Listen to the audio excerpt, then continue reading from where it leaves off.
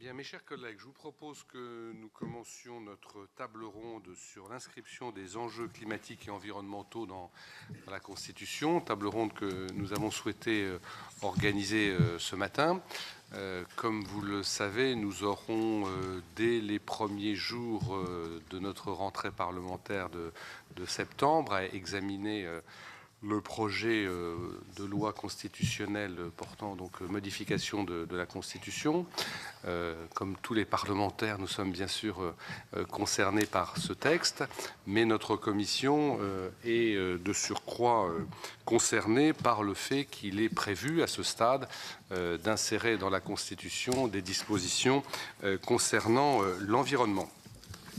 Donc il nous a paru utile à la fois, et nous l'avons fait la semaine dernière, de prendre un avis sur cette partie du texte constitutionnel, de nommer un rapporteur, et je vous rappelle que vous avez bien voulu me nommer rapporteur pour avis de ce texte, et dans la foulée d'organiser aujourd'hui cette table ronde avec des constitutionnalistes reconnus, notamment et pas seulement sur ces questions, pour pouvoir débattre des différents sujets qui en découlent. Donc je vous présente tout à fait à ma droite, je n'ai pas dit à mon extrême droite, mais à ma droite, Monsieur Prieur, qui est professeur émérite à l'Université de Limoges, qui est spécialiste du droit de l'environnement et qui préside le Centre international de droit comparé de l'environnement. Monsieur Didier Mauss, à ma droite, qui est conseiller d'État et qui est spécialiste de droit constitutionnel. Monsieur Aguila, qui est conseiller d'État et qui est président de la commission environnement du Club des juristes. Et Monsieur Bourg, qui va nous rejoindre, c'était prévu qu'il ait un petit décalage horaire puisqu'il revenait d'un déplacement en dehors de notre pays, je crois. Il est arrivé à la gare du Nord, donc il ne devrait pas tarder. Monsieur Bourg, qui est professeur à l'université de Lausanne. Donc, comme je l'ai indiqué, cette table ronde, elle vise à poser, ou plutôt à échanger et à débattre sur les questions qui se posent concernant cette réforme sous l'aspect insertion de dispositions environnementales. Je voudrais d'abord interroger, on va séquencer en deux temps cette table ronde, et dans un premier temps, on a prévu d'interroger M. Prieur et M. Mauss sur l'opportunité de modifier à nouveau la Constitution sur des enjeux environnementaux. En clair, est-ce utile, dès lors que a été insérée dans la Constitution en 2005 une charte de l'environnement? Est-ce utile? Est-ce nécessaire? Est-ce efficace de le faire?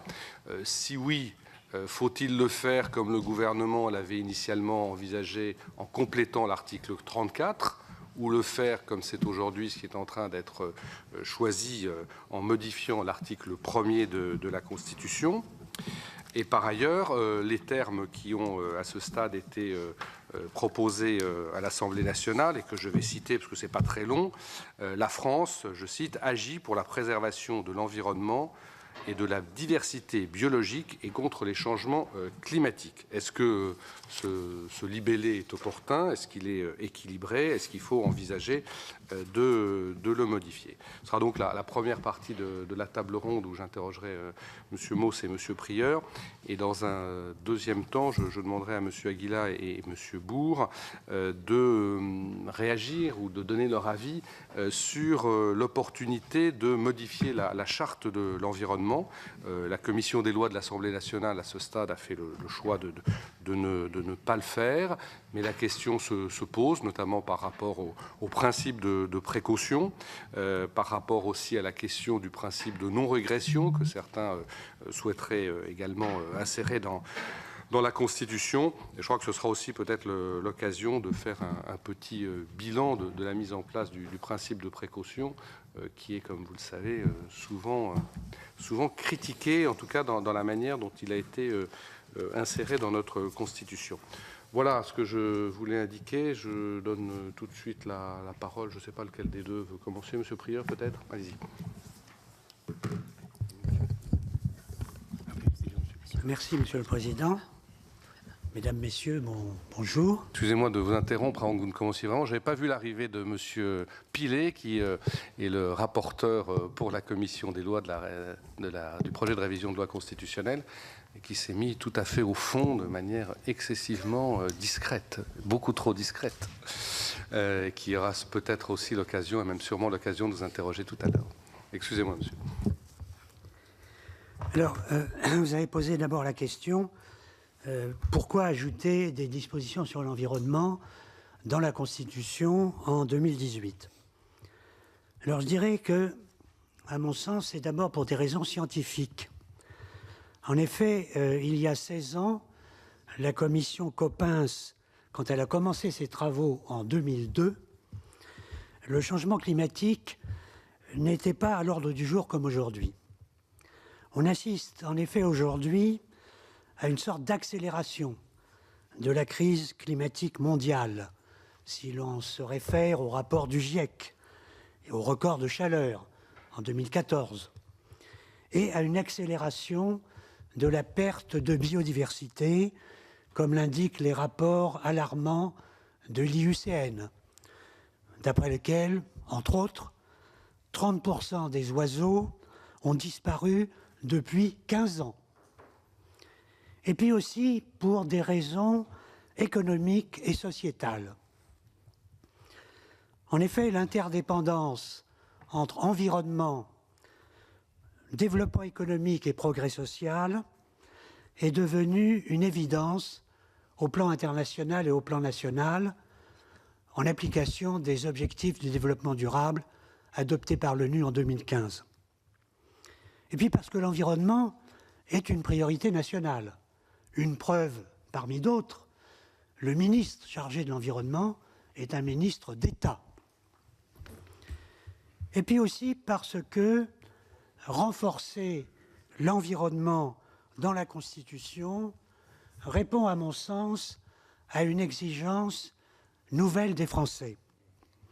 On le constate avec deux illustrations. L'augmentation de la consommation des produits bio, plus 21% en 2016, et l'augmentation croissante du nombre de jeunes agriculteurs qui se tournent vers l'agriculture biologique, hausse de 40% en 2 ans. Enfin, si le pape parle de notre maison commune et déclare que toute atteinte à l'environnement est une atteinte à l'humanité, ce n'est pas un hasard. Et en plagiant le président Chirac, je dirais « la maison continue de brûler et nous continuons de regarder ailleurs ». Alors, pourquoi pas dans l'article 34 ? À mon sens, sur le plan juridique, et je pense que tout le monde est à peu près d'accord, ce serait une redondance inutile parce que le Parlement est déjà compétent en matière d'environnement. Il l'était de facto depuis 1958, il l'est d'après la Constitution depuis 2008, et en plus, sur le changement climatique, il a déjà voté plus de 26 lois qui traitent du changement climatique depuis 2005. Alors si on voulait vraiment augmenter les compétences du Parlement en matière d'environnement, en modifiant l'article 34, ça serait plutôt en faisant passer les compétences du Parlement sur l'environnement de la phrase « le Parlement fixe les principes fondamentaux » à « le Parlement fixe les règles ». Alors là, il y aurait une augmentation des compétences du Parlement. Alors pourquoi dans l'article 1, comme le propose l'Assemblée nationale ? On sait que l'article 1, il est à part, ce n'est pas le préambule, ce n'est pas les titres, c'est en dehors. Selon René Cassin, c'est la prolongation du préambule. Et d'après le Conseil constitutionnel, dans l'article 1, on peut trouver à la fois des règles et des principes et des droits et des libertés. L'article 1, en effet, énonce les droits fondamentaux pour tous au nom de la France et de la République. Et reprendre dans l'article 1 des questions qui seraient déjà dans le préambule ce n'est pas une innovation. C'est ce qui existe déjà. En effet, l'égalité, la non-discrimination, les croyances et la religion sont 4 fois dans le préambule et on les retrouve dans l'article 1. Donc on peut très bien retrouver l'environnement dans le préambule et dans l'article 1. Enfin, dernière question, quoi ajouter à l'article 1 ? Selon l'article 10 de la Charte de l'environnement, la France doit servir de modèle en matière d'environnement. Je cite, la Charte inspire l'action européenne et internationale de la France. Or, introduire les changements climatiques dans l'article 1, c'est servir de modèle. En effet, jusqu'alors, il n'y a que 10 constitutions au monde qui ont le changement climatique dans leur constitution. Et c'est tous des pays du Sud. Et donc, après l'accord de Paris de 2015, la France pourrait montrer la voie et prolonger le modèle. Et c'est d'autant plus justifié qu'il y a un lien étroit entre droits de l'homme et changement climatique, comme il a été démontré dans un rapport au Conseil des droits de l'homme en 2017.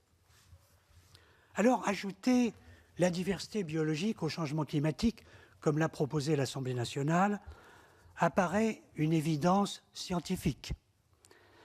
En effet, biodiversité et changement climatique sont totalement interdépendants. Et les deux conditionnent à la fois le développement économique et le progrès social. Il n'y a pas de développement économique et de progrès social sans lutte contre le changement climatique et lutte contre la perte de biodiversité, comme l'a démontré de multiples résolutions du Conseil des droits de l'homme de l'ONU. Mais, à mon sens, la formulation de l'Assemblée nationale est juridiquement peu satisfaisante. Elle dit, comme vous l'avez rappelé, Monsieur le Président, la France agit pour la préservation. Alors, j'aime pas trop le verbe agir, qui juridiquement n'a pas grand sens, qui n'existe pas dans la Constitution, alors que les verbes garantis ou assure sont des verbes à connotation juridique plus forte et qui sont déjà dans le préambule. Et par conséquent, ils auraient normalement leur place aussi dans l'article 1. Mais, à mon sens, la garantie des droits annoncée par l'Assemblée nationale à l'article 1 est insuffisante. Il faut en effet y ajouter la formulation qui a été proposée à la fois par le ministre d'État lui-même le 26 juin à l'Assemblée nationale, avec l'idée de progrès constant dans l'amélioration de la protection de l'environnement, et donc pas de recul en matière d'environnement. Et hier, le Premier ministre lui-même, à l'Assemblée nationale, dans sa présentation du projet de loi, a déclaré « La loi n'autorise aucun recul ». En effet, il faut tirer juridiquement les conséquences à la fois du droit de l'homme à l'environnement qui sont dans l'article 1 de la Charte, mais aussi tirer les conséquences des exigences des traités européens qui déclarent qu'il faut atteindre un niveau élevé de protection de l'environnement dans 5 articles des traités européens. Je termine. Dont l'article 37 de la Charte des droits fondamentaux, ce qui démontre que l'obligation d'un niveau élevé de protection de l'environnement est un droit fondamental, puisque c'est dans la Charte des droits fondamentaux. En conclusion, je voudrais me référer au rapport de Simone Veil, qui a fait à la demande du président Sarkozy un rapport sur les préambules de la Constitution en 2008. Et elle constate que dans le préambule et à propos du préambule, il ne peut pas y avoir de recul des droits fondamentaux. Et je cite Simone Veil, « Le constituant intervient toujours dans le sens du progrès en vue d'établir un nouveau standard forcément plus élevé que le précédent. Alors, écoutons la sagesse de Simone Veil dans la Constitution et évitons un recul de l'environnement pour les générations présentes et futures. Merci, Monsieur le Président. Merci beaucoup, Monsieur le Professeur. Je donne tout de suite la parole à Monsieur Didier Mausse. Merci, Monsieur le Président. Mesdames, Messieurs les sénateurs, bon, en quelques instants, donc, je prends la suite de Michel Prieur, qui a d'ailleurs ouvert beaucoup de pistes. Alors, pour gagner du temps, je voudrais simplement répondre en quelques mots à 3 questions. Première question, la Constitution telle qu'elle est aujourd'hui a-t-elle été un obstacle à la mise en œuvre d'une politique audacieuse de l'environnement et de la lutte contre le réchauffement climatique ou la biodiversité? La réponse est non. Et Michel Prieur vient de rappeler que 26 lois sur le changement climatique ont été adoptées. Elles ont été adoptées sans difficulté constitutionnelle. Il n'y a donc pas d'exigence constitutionnelle à modifier l'actuelle Constitution pour mener une politique de l'environnement, y compris la biodiversité et tout ce qui va avec, beaucoup plus forte, plus audacieuse, plus conforme à nos engagements internationaux que celle que nous menons aujourd'hui.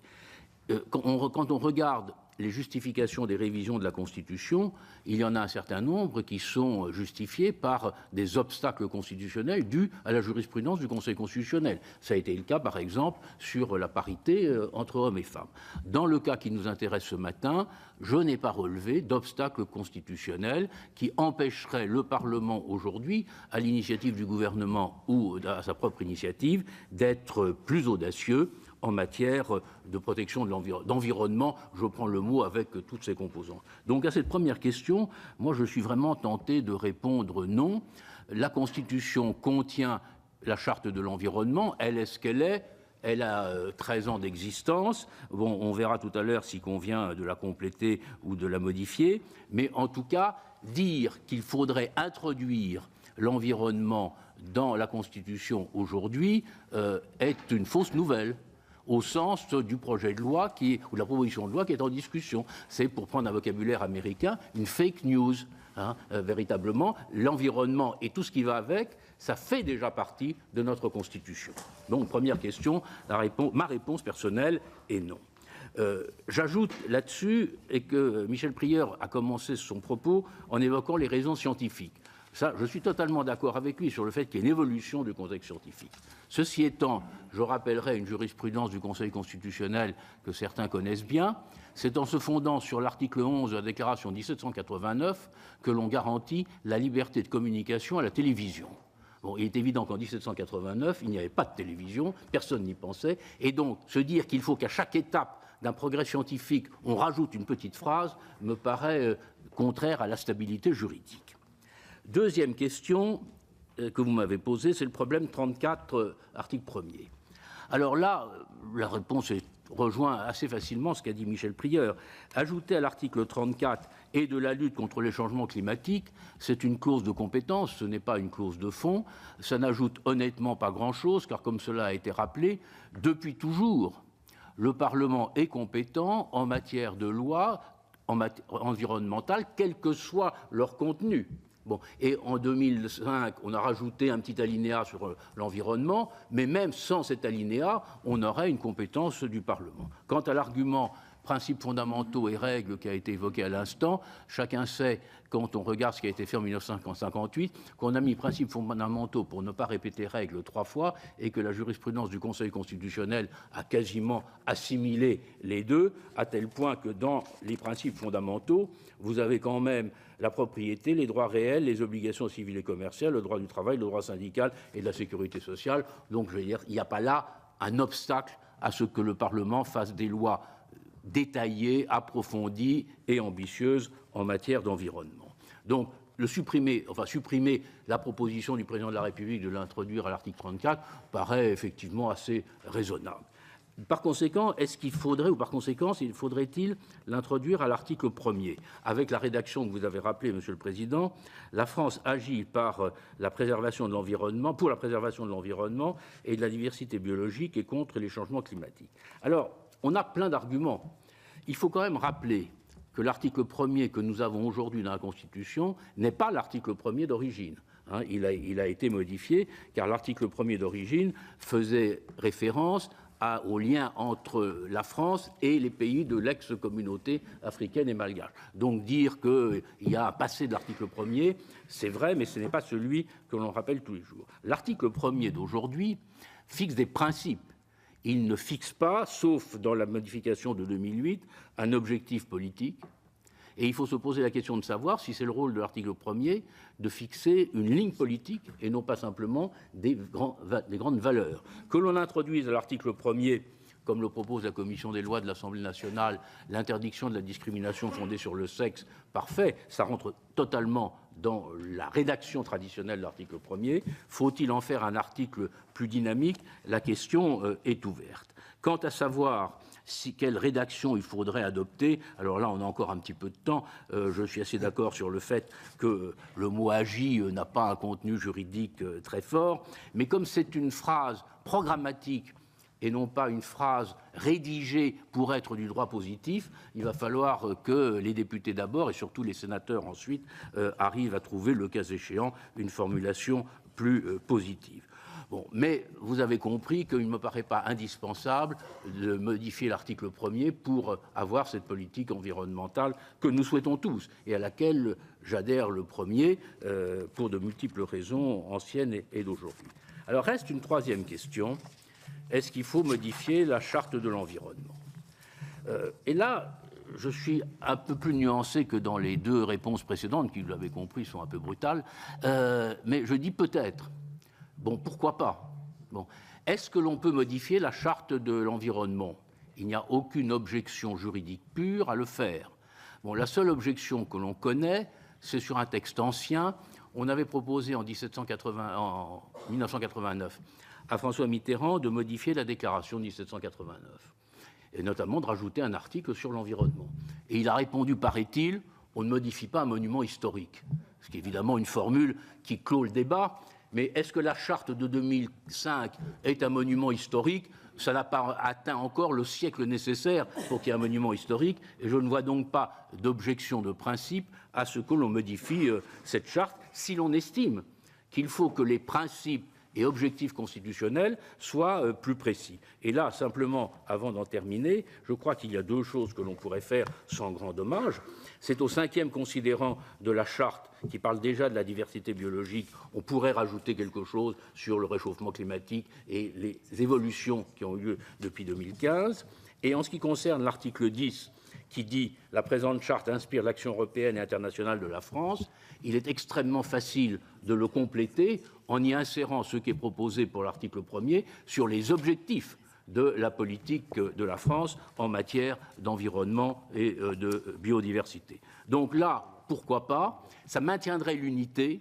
Il faut quand même faire attention à ce qu'on ne dise pas un jour qu'il y a une contradiction entre la charte de 2005 et des règles qui auraient été introduites dans le corps de la Constitution ultérieurement. Il y a un texte constitutionnel sur l'environnement, pourquoi ne pas simplement le compléter? Voilà, Monsieur le Président, à grands traits, ce que je voulais simplement vous dire, et je le dis très franchement, je n'ai pas été convaincu par ce que j'ai lu de temps en temps dans de bons journaux, par même des éminents amis qui siègent autour de cette table, mais j'espère que dans quelques instants, mon opinion aura peut-être changé.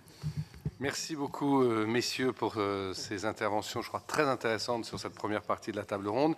Je salue l'arrivée de Monsieur Bourg. J'avais prévenu que vous aviez une petite contrainte ferroviaire, si j'ai bien compris, qui ne vous permettait pas d'être là à 10h30. Je vous remercie de nous avoir rejoints. Et donc, comme je le disais en ouverture de cette table ronde, je vous propose maintenant que vous puissiez, avec Monsieur Aguila, intervenir plus spécifiquement justement sur le sujet qu'a un petit peu évoqué à la fin de son propos Monsieur Mauss, c'est-à-dire la charte de l'environnement. L'Assemblée nationale, à ce stade, a fait le choix de ne pas de ne pas la modifier. Monsieur Mauss nous invite plutôt à le faire, donc on aimerait connaître vos avis sur la question, et au-delà, la manière dont vous jugez la mise en œuvre et de l'inscription du principe de précaution dans cette charte, qui est un principe qui fait, comme vous le savez, largement débat, puisqu'un certain nombre de responsables politiques considèrent qu'il faudrait même revenir sur ce principe, ou en tout cas le nuancer. Faut-il aussi, comme certains l'ont évoqué, inscrire dans cette charte le principe de non-régression? Voilà quelques-unes des questions auxquelles nous aimerions que vous puissiez répondre. Peut-être donner la parole en premier à M. Aguila, comme il est là depuis plus longtemps. Dans la salle, il y a un droit de priorité. Voilà, M. Aguila, c'est à vous. Merci beaucoup, Monsieur le Président. Je suis ravi d'intervenir ici. Alors, je crois qu'on n'a que 7 minutes. Ça va être compliqué parce que j'avais aussi des tas de choses à dire sur tout ce qui a été dit. Pour résumer, je souscris plutôt à tout ce qui a été dit par Michel Prieur sur notamment l'article 1er, article 34. Et je le regrette, en désaccord avec mon ami Didier Mauss sur le sujet notamment de la charte. Alors, comment regrouper en 2 ou 3 points utiles mes observations? Je crois d'abord que l'inscription du climat dans la Constitution est utile. Elle est utile à des tas d'égards. D'abord parce que, oui, il y a des exemples dans la jurisprudence du Conseil constitutionnel de difficultés liées à l'absence de consécration claire de l'environnement, de la protection du climat ou de la désignation de tel ou tel composant de la politique. Je pense à la décision sur la contribution carbone, je pense à la décision sur la fracturation hydraulique.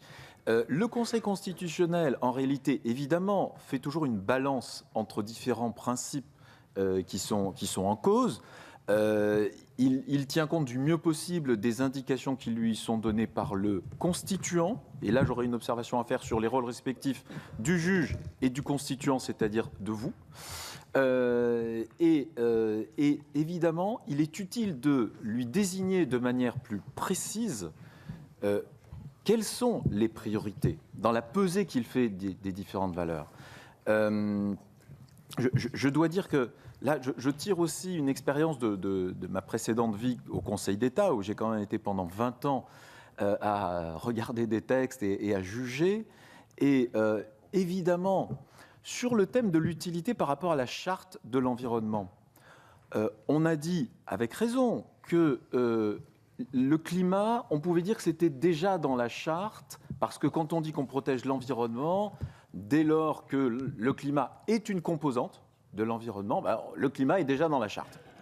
Bien sûr, n'empêche que, pour le moment, le mot même climat n'est pas dans la charte, que ça supposerait donc du juge, et je vois très bien en quoi consiste l'exercice, je l'ai fait 150 fois, ça consisterait donc à interpréter de manière extensive en disant oui, dans la notion d'environnement, on a aussi le climat. Moi, quand je prends le code de l'environnement, regardez, il y a la définition de l'environnement, détaillée, l'environnement comprend, etc. Il n'y a pas le climat dedans. Alors, on peut, et je crois qu'il serait raisonnable de faire cet effort d'interprétation, mais là, il y a quelque chose de l'ordre des rôles respectifs du juge. Pourquoi demander au juge de faire une interprétation, un effort d'interprétation pour dire qu'il y a... Alors que vous avez la possibilité, comme constituant, de lui désigner les objectifs, les valeurs que le constituant considère expressément, explicitement comme étant prioritaires, importantes, comme devant être dans la Constitution, parce que la Constitution protège nos valeurs essentielles. Alors, donc, oui, il y a une utilité par rapport à la charte. Faut-il toucher la charte? Là, vraiment, je serais très, très réservé. C'est un peu comme si on modifiait demain la déclaration de 1789. Alors oui, pour moi, c'est l'héritage constitutionnel français. On a le triptyque 1789, 1946 avec le préambule et 2004 avec la charte. Alors si on commence à dire oui, mais c'est pas assez mûr, on peut considérer qu'on peut la modifier, on met le doigt dans un engrenage qui me paraît très dangereux. Je crois que la charte, elle est dans son jus, pardonnez-moi l'expression, elle est de 2004, c'est pas pour rien qu'on a mis une date d'ailleurs, ce qui guide aussi les interprètes de la charte, et donc rien ne s'oppose, comme l'a dit tout à l'heure le professeur Prieur, à ce que des principes qui soient dans un texte autonome soient aussi précisé et consacré dans l'article 1er. Prenez, dans la déclaration de 1789, on a le principe d'égalité, on a la liberté. Tous ces principes se retrouvent aussi dans le corps de la Constitution. À l'article 1er, par exemple, on vient préciser comment est-ce que le principe d'égalité doit s'appliquer dans tel ou tel domaine. Ça n'interdit absolument pas, il n'y a pas de redondance. Donc je crois qu'il ne faut pas toucher à la charte. Je n'imagine pas qu'on modifie demain la déclaration de 1789 et je crois qu'il est utile d'insérer des dispositions sur le climat dans l'article 1er de la Constitution.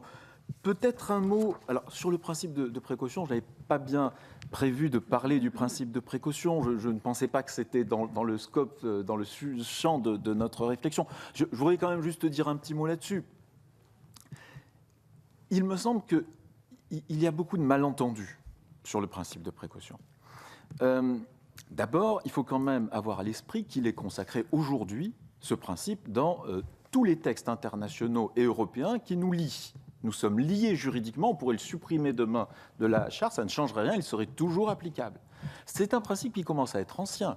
Il a été consacré en 1992 dans une convention internationale qui est la Convention 4 sur le changement climatique, à nouveau dans l'accord de Paris, qui prolonge cette convention internationale. Il est dans les textes européens, dans les traités fondateurs. Donc, je vois mal de toute façon à quoi servirait de le supprimer. Et en plus, quand on lit et qu'on compare les différentes rédactions, la rédaction qui est dans la charte est beaucoup plus stricte et sévère, parce qu'il y avait eu des inquiétudes à l'époque du constituant au moment de l'adoption de la charte. Et on a adopté une rédaction très stricte, beaucoup plus stricte que celle qu'on trouve dans la déclaration de Rio ou dans les conventions internationales, puisque, premièrement, tel qu'il est rédigé, il ne s'applique qu'au pouvoir public et non pas aux entreprises, pour les rassurer. Deuxièmement, on nous parle essentiellement, la conséquence, c'est l'hypothèse de dommages graves et irréversibles quand même. Et la conséquence, c'est essentiellement une conséquence procédurale. On dit, à ce moment-là, les pouvoirs publics doivent engager des procédures d'évaluation, ce qui est quand même le bon sens. Et on ajoute qu'ils doivent prendre des mesures provisoires et proportionné. Et tous ces adjectifs ont leur... Donc je crois qu'on est face à un principe aujourd'hui quand même consensuel, reconnu un peu partout dans le monde. Je trouve que vraiment le symbole, ça serait inutile de le supprimer, donc, et le symbole serait quand même le signal serait très mauvais. Je voudrais juste terminer, pardonnez-moi, par... quand même, je sais bien qu'on n'est pas là pour faire du lyrisme, mais... Je crois que cette crise écologique, et tous ceux qui se plongent dans le sujet peu à peu le voient bien, cette crise écologique n'est pas une crise comme les autres. Elle est incomparable avec toutes les autres parce qu'elle met en cause les conditions mêmes de survie, les modalités de survie de l'humanité, du point de vue des conflits, de la paix, de la sécurité, de la prospérité. Et donc là, il y a une responsabilité du constituant. Et je trouve que le constituant s'honorerait en inscrivant à l'article 1er la préservation, le niveau élevé de protection de l'environnement qu'on retrouve dans les traités européens. Et là, il y aurait une heureuse convergence entre notre Constitution et les principes reconnus en Europe, d'une part, et en désignant expressément la protection du climat, qui effectivement, avec l'accord de Paris en plus, met la France sur le devant de la scène internationale, et c'est plutôt une bonne chose du point de vue diplomatique aussi. Merci beaucoup, Monsieur Bourg. Merci, monsieur. D'abord commencer par une remarque liminaire. En général, lorsqu'on trouve opportun de changer un dispositif quel qu'il soit, c'est parce qu'il y a une inadéquation entre le dispositif en question et la réalité. Alors, je dois vous dire qu'effectivement, en matière de droit de l'environnement, c'est le moins qu'on puisse dire, puisque ça fait à peu près un peu plus d'un demi-siècle qu'à l'échelle domestique, nationale, qu'à l'échelle internationale, on instaure des normes, et je dois constater que le résultat, c'est une aggravation extrêmement sensible du problème. Donc il doit quand même y avoir une difficulté. Ces normes ont dû, quelque part, être relativement mal pensées, sinon on ne comprendrait pas. Et effectivement, je reprends ce que vient de dire M. Aguila, ce dont il est question aujourd'hui, ce n'est pas simplement des questions de valeur, c'est une question physique. Nous sommes en train de porter atteinte aux conditions de vie sur Terre. Si tel est le cas, et si le climat devait se dérégler très fortement, il deviendrait difficile de se nourrir, de se livrer à des activités économiques et a fortiori de faire des lois. 2 petits rappels simplement. Depuis quelques années, et aucun des modèles ne l'avait prévu, ce n'est pas simplement l'Antarctique ouest qui est en proie à un phénomène, si vous voulez, de fonte glaciaire, c'est la totalité de l'Antarctique. Je vous rappelle que la température moyenne, normalement, en Antarctique, c'est moins 50 degrés. Vous voyez bien qu'il y a un petit problème. Et si je regarde du côté de la biodiversité, ça n'est pas mieux. Je vais simplement vous rappeler 3 choses. Effondrement des populations d'insectes, une très belle enquête faite sur des régions pourtant protégées en Allemagne. En 27 ans, c'est 75% au moins de ces populations d'insectes volants qui ont disparu. On voit aujourd'hui, habitant dans un pays de montagne, j'y suis très sensible, le nombre d'espèces qui se réfugient vers les cimes augmenter de façon extrêmement importante. Et comme moi, vous le savez qu'après les cimes, eh bien évidemment, c'est l'au-delà. Et puis, troisième chose, en ce qui concerne les espèces ordinaires, c'est aujourd'hui grosso modo 1/3 des espèces ordinaires sauvages qui voient leurs effectifs s'effondrer et leur zone d'habitation se réduire. Donc là, on n'est non pas dans un changement incrémental, on est dans un changement fondamental, nouveau.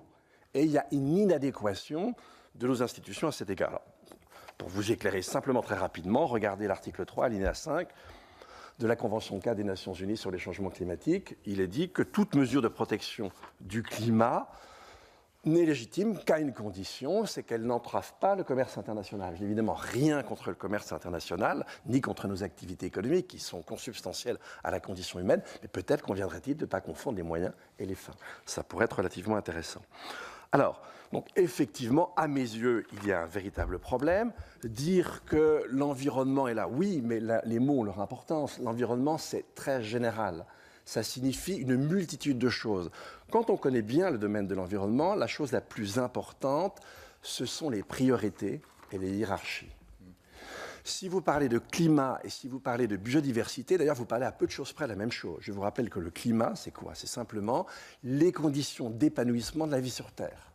Donc, opposer climat à biodiversité, c'est une stupidité.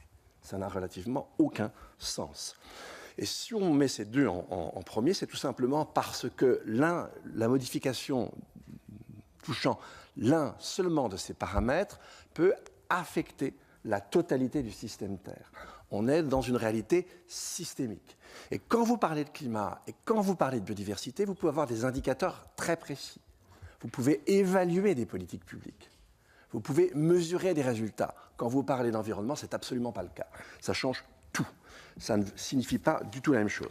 Alors maintenant, j'en viens rapidement à la question de la charte. Effectivement, si on modifie un monument historique tous les 10 ans, il ne sera jamais un monument historique. C'est assez simple, le raisonnement est clair. Alors, effectivement, cette charte a des imperfections, c'est évident. J'ai été moi-même un des rédacteurs de la charte. Je les connais, j'en connais le processus de genèse. Mais encore une fois, cette charte comporte des articles, mais elle comporte un préambule. Et le préambule est tout à fait adéquat aux enjeux de l'heure. Le préambule nous rappelle que précisément l'humanité n'a pu apparaître qu'en fonction de la satisfaction d'un certain nombre de conditions naturelles. Or, comme je viens de vous l'indiquer précédemment, nous entreprenons le fait de dégrader extrêmement fortement, et à l'échelle internationale, pas simplement à l'échelle française, ces conditions qui nous ont fait apparaître et qui nous font encore vivre. Et la France n'est absolument pas exemplaire. Je vous rappelle que les chiffres sont sortis récemment. En 2017, nos émissions de gaz à effet de serre ont augmenté de 3,3%, plus que la moyenne mondiale. L'autre pays dans lequel j'habite, 0% en 2017. Donc, il y a franchement un problème. Alors maintenant, pour revenir sur la question de la charte, si effectivement vous l'interprétez en fonction du préambule, il n'y a aucun problème pour hisser les différents articles à la hauteur des défis qui sont les nôtres. Donc, je ne vois pas l'intérêt de la modifier. En plus, elle est relativement équilibrée. C'est très difficile d'y introduire quelque chose sans introduire une forme de déséquilibre. Donc, pour ma part, je souscris aussi à l'idée suivante. Il conviendrait de ne pas du tout toucher la charte. En revanche, on a besoin d'une tête de pont entre la Constitution et la charte. Et là, je ne reviens pas sur ce qui a été dit concernant l'article 1. La chose est très claire. J'aborde maintenant le second sujet sur lequel vous m'avez demandé d'intervenir, c'est-à-dire la question du principe de précaution. Ça fait à peu près une vingtaine d'années que je travaille, même plus maintenant, presque 30, sur ce principe. Je commence à le connaître un petit peu. Et effectivement, c'était très finement rappelé par M. Aguila, la rédaction de l'article 5 est la plus optimale qu'on puisse trouver. Elle est très équilibrée. Le principe de précaution, c'est une mécanique très très complexe. Il faut que certaines conditions soient satisfaites. Il faut qu'il soit question d'une incertitude scientifique. Ça n'arrive pas tous les jours. Il y a plein de domaines où on ne sait pas, mais ce n'est pas de l'incertitude, c'est autre chose. Et il faut qu'il y ait effectivement un risque de dommage grave et irréversible. Là aussi, franchement, ça n'est pas tous les jours. Donc c'est un principe d'application extrêmement restreinte, qui évidemment ne vise nullement ni à éradiquer le risque. En environnement, ça n'a pas de sens de vouloir éradiquer les risques. En général, les mécanismes créateurs de danger, on les découvre sur le tard. Comment voulez-vous éradiquer le risque? Ça n'a aucun sens en sciences de l'environnement. Et puis, ce n'est surtout pas un mode de gestion général frileux du risque. Ça n'a rien à voir avec ce qu'est le principe de précaution. Donc, il y a un certain équilibre qui, avec la jurisprudence, s'est dégagé. C'est une mécanique relativement au point. La rédaction de l'article 5 colle très bien avec cette mécanique. J'ai entendu tout à l'heure par M. Mauss qu'on pourrait la nuancer. Je ne vois pas en quoi. Elle est déjà extrêmement nuancée et c'est un équilibre très difficile. Donc je ne vois pas du tout l'intérêt de toucher ce principe, d'autant que le problème n'est pas, si vous voulez, le trop plein d'application du principe, c'est l'inverse. Pourquoi ne l'a-t-on pas appliqué, ne serait-ce que pour avoir une session de rattrapage, avec l'affaire du chlordécone? Pourquoi ne l'a-t-on pas appliqué avec la question des néonicotinoïdes? Ça fait depuis les années 90 qu'on sait qu'un certain nombre, que ces pesticides sont en cause. Pour une raison toute simple, on ne les a pas du tout utilisés dans une certaine région d'Italie, et là, vous n'avez pas eu d'effondrement des populations d'abeilles, etc., etc. Le problème, ça serait plutôt de l'appliquer plus souvent et non pas de le restreindre plus encore. Donc voilà. Pour moi, effectivement, il paraît clair qu'il faut modifier l'article 1, il faut le mettre au diapason des défis de l'heure, parce que, encore une fois, le défi auquel nous sommes confrontés, nos aïeux n'y ont jamais été confrontés. Donc, toute l'histoire de l'humanité, le support physique de la vie n'a jamais été en cause. Je vous rappelle qu'en ce moment, ce sont des îles qui disparaissent, ce sont des territoires qui disparaissent. Donc là, on est dans une situation très très particulière, et pour l'appréhender, eh bien, il n'y a qu'un seul moyen de le faire, c'est de s'informer en matière de sciences de l'environnement. Dès qu'on l'a fait, on comprend très bien qu'effectivement, nous sommes confrontés à une difficulté nouvelle. Voilà, j'en ai terminé. Merci, Monsieur le Président. Merci beaucoup, messieurs, de ces interventions très intéressantes. Je crois que ça apporte beaucoup à la réflexion de chacun d'entre nous. Je crois qu'il y a au moins un point sur lequel vous êtes tous d'accord, c'est que modifier ou compléter l'article 34 n'a aucun intérêt. La question sur laquelle vous n'êtes pas d'accord, c'est de savoir s'il vaut mieux compléter l'article 1er ou, comme le suggère le professeur Mauss, plutôt modifier la charte de l'environnement. Si je dois résumer un peu vos positions sur ces questions qui sont celles qu'on se pose de manière très... Pardon ? De manière très pratico-pratique et qu'on aura vraiment à se poser à la rentrée, puisque je rappelle que dès la rentrée de septembre, on sera sur ce texte. Je crois qu'on peut résumer les choses ainsi. L'article 34, ça ne sert à rien, enfin de le compléter si je fais schématique. Et, voilà. Et après, est-ce que c'est la charte, comme vous le proposez, M. Mauss, ou plutôt l'article 1er, comme le proposent les autres intervenants? C'est plutôt à ça qu'il faudra répondre. Et avant de donner la parole à mes nombreux collègues qui souhaitent s'exprimer, je voudrais vous demander si vous êtes aussi d'accord sur le fait que finalement on est plus en complétant la Constitution sur ce point dans le domaine du symbolique. Parce que, quels que soient les phénomènes que vous avez évoqués d'aggravation de la situation, ce n'est pas en renforçant la Constitution sur ce point que les choses seront de nature à vraiment évoluer. On est plus dans le domaine du symbole, ce qui ne veut pas dire que ce n'est pas important. Hein. Les symboles ont leur importance. Monsieur Aguila. Non, on n'est pas d'accord. Bon, d'accord. Non, on n'est pas du tout. Non, mais c'était juste pour essayer de résumer. Hein, c'est pas pour exprimer une position. Mais c'est parce que, alors peut-être que je me disais quand je vois parfois effectivement certains qui s'interrogent sur c'est symbolique. Encore une fois, pardon de revenir à cette expérience de juge, mais quand on applique des principes, les principes sont essentiels. Les principes généraux du droit ne sont pas du tout symboliques. Ils ont des conséquences systémiques sur un système juridique. Ça crée des dynamiques dans les lois, des dynamiques législatives, ça crée des dynamiques dans les jurisprudences. Il n'y a qu'à voir, pour prendre un seul exemple, l'effet de la Convention européenne des droits de l'homme, l'impact très profond dans tous les systèmes juridiques pendant les 50 ans qui ont suivi. Donc, ça n'est pas symbolique. Non, non, ça a un effet très, très pratique. Vous vouliez intervenir, M. Mousse? Oui, sur la question symbolique, Mitchell-Lage. il y a un double problème symbolique. Il y a le symbole de la modification et il y a le symbole de sa portée juridique. Ce n'est pas tout à fait la même chose.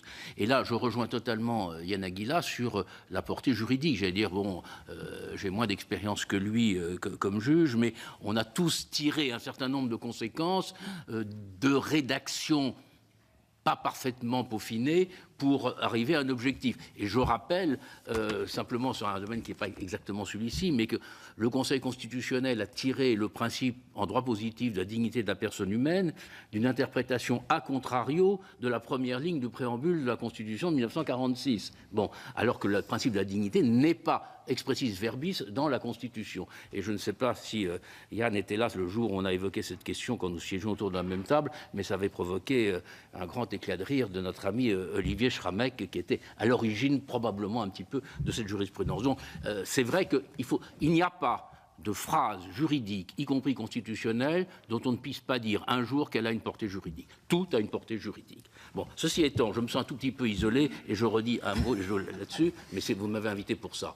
Je suis totalement d'accord sur ce qui a été dit sur l'enjeu de la biodiversité, de l'environnement, etc. Bon, je suis maire d'une commune qui est au bord de la Seine, j'ai une charte municipale de l'environnement, j'ai interdit l'éclairage public pendant 5 heures la nuit, j'ai fait du zéro phytosanitaire, etc., etc. Ça, je connais par cœur. Ceci étant, ici, on fait du droit. Et il faut se poser un certain nombre de questions, pas uniquement au regard du droit de l'environnement, mais de ce qu'est une constitution. Et là, j'ai une légère différence avec mon ami Yann Aguilar. Autant 1789 et 1946 sont des textes historiques parce que les constituants qui les ont adoptés ne sont plus là. Bon, autant la charte de l'environnement a été adoptée récemment par des constituants qui, du point de vue de l'histoire, sont encore là. Et donc, j'allais dire, je ne vois pas d'obstacle symbolique à ce qu'on modifie la charte de l'environnement. Sur le principe de précaution, je suis totalement d'accord, la rédaction est bonne. Mais que l'on introduise un ou deux objectifs de plus dans la charte de l'environnement, qui ne serait plus dans ce cas-là la charte de 2004, mais la charte de 2004 modifiée 2018 ou 2019, ne me paraît pas une atteinte au texte historique des périodes antérieures. Bien, je crois que vous vouliez ajouter un mot, M. Beau. Juste un mot très court. Je ne suis pas juriste, je ne vais pas intervenir là-dessus, mais là, je crois que la réponse est claire et unanime sur l'importance du droit en la matière. Simplement, je voudrais attirer votre attention sur le fait que, et là je prends ma casquette d'universitaire et de chercheur, c'est que l'écart qui existe aujourd'hui entre nos connaissances et nos modalités d'action est un véritable sujet d'étonnement et de recherche quasi universelle. Et donc, en la matière, ce qu'il est important de bien voir, c'est l'aspect synergique des choses. C'est-à-dire qu'effectivement, déclarer le climat, la biodiversité comme un enjeu national majeur, c'est une contribution à un édifice à construire. Je vous l'ai rappelé, nous sommes vraiment loin de là où nous devrions être. Et là, on poserait une première pierre extrêmement importante, pas alors juridique, mais aussi symbolique. Les deux ne s'excluent pas. Et ça serait quelque chose d'important, d'autant plus que nous sommes le pays qui avons organisé la COP 21 à Paris. Merci beaucoup. Monsieur Pointreau. Oui, merci, Monsieur le Président. J'ai frustré Monsieur Prieur, mais il sera le premier à répondre tout à l'heure. Mais c'est parce que mes collègues sont nombreux à vouloir s'exprimer. Commencez à piaffer. Aux intervenants. Ça me rassure d'aller voir que finalement ils ne sont pas d'accord entre eux. Donc ça va être difficile pour nous de se faire une idée. Finalement, vous avez, je ne sais plus si c'est Monsieur Mauss, a dit tout à l'heure qu'il y avait eu 26 lois. C'est Monsieur Prieur qui avait traité du changement climatique depuis 2005. Moi, je voudrais savoir quels sont les effets de ces 26 lois, finalement. Est-ce qu'il y a eu des effets probants sur ces 26 lois? Le deuxième point, c'est que bon, la France a eu peut-être une prise en compte tardive de la question environnementale, mais je crois qu'il y a eu, c'est le 10 juillet 1976 qu'on a reconnu de façon législative la reconnaissance de l'environnement. Mais finalement, avec l'intégration de la charte de l'environnement qui a été adoptée par le Congrès du 28 février 2005, on est devenu de mauvais élèves, un peu premier de la classe finalement, par rapport à d'autres pays. Moi, ce que je voulais dire, c'est qu'on est bien sûr tous d'accord pour essayer de faire des efforts importants pour la protection de l'environnement, la biodiversité, le changement climatique. Vous savez, quand on vit à la campagne, quand on vit au milieu de la nature, on essaie de préserver au mieux notre environnement. Moi, je suis assez surpris d'entendre dire que, par exemple, 30% des oiseaux ont disparu en France. Moi, j'avoue que peut-être qu'on est dans un Eldorado dans mon secteur, mais je vois toujours autant d'oiseaux. Il y en a toujours autant qui détruisent les récoltes. S'il vous plaît. Moi, j'avoue que je suis un peu surpris. Je suis un peu surpris d'entendre dire ça. J'aimerais avoir vraiment des éléments probants et scientifiques sur le sujet. Moi, ce que je veux dire, la protection de l'environnement, elle est vécue un peu comme une punition pour un certain nombre d'entre nous, et notamment les agriculteurs. Elle est vécue comme une punition. Parce que je crois que l'environnement, c'est indissociable aussi de l'économie. On ne peut pas parler d'environnement si on ne parle pas d'économie. Et moi, je veux bien que, on parle beaucoup du bio. Encore faut-il qu'il y ait une traçabilité, parce qu'entre le bio que nous faisons en France, où il y a une vraie traçabilité, et le bio qui est fait dans certains pays d'Europe ou d'ailleurs, on voit bien que la traçabilité n'est pas forcément la même. Pourtant, les agriculteurs ont fait vraiment des efforts considérables en matière de protection de l'environnement et de maintien de la biodiversité. Moi, la question que je me pose et que je vous pose, finalement, c'est de se dire pourquoi cette mise dans la Constitution, uniquement en France, ne devrait pas se faire finalement dans toute l'Europe. Parce que si vous voulez qu'on soit au même niveau dans tous les pays, dans l'Europe des 27, je pense que, moi je suis d'accord pour que ça s'applique à toute l'Europe de la même façon. Parce que sinon on aura encore de la distorsion de compétitivité entre nos différents pays. Et pourquoi l'agriculture française serait punie davantage que les autres pays européens? C'est encore la question que vont se poser les agriculteurs. Moi, je vous le dis très, très sincèrement. Il faut que les choses se fassent au niveau de l'Europe et qu'on ne fasse pas encore de la surtransposition franco-française, ce qui serait encore une fois pénalisante pour l'économie de notre pays. Merci, Madame Préville. Merci, Monsieur le Président. Donc, merci d'abord pour vos exposés très éclairants. Donc, je suis d'accord avec la plupart d'entre vous. Il s'agit d'une priorité absolue. Ce que nous sommes en train de vivre est complètement inédit.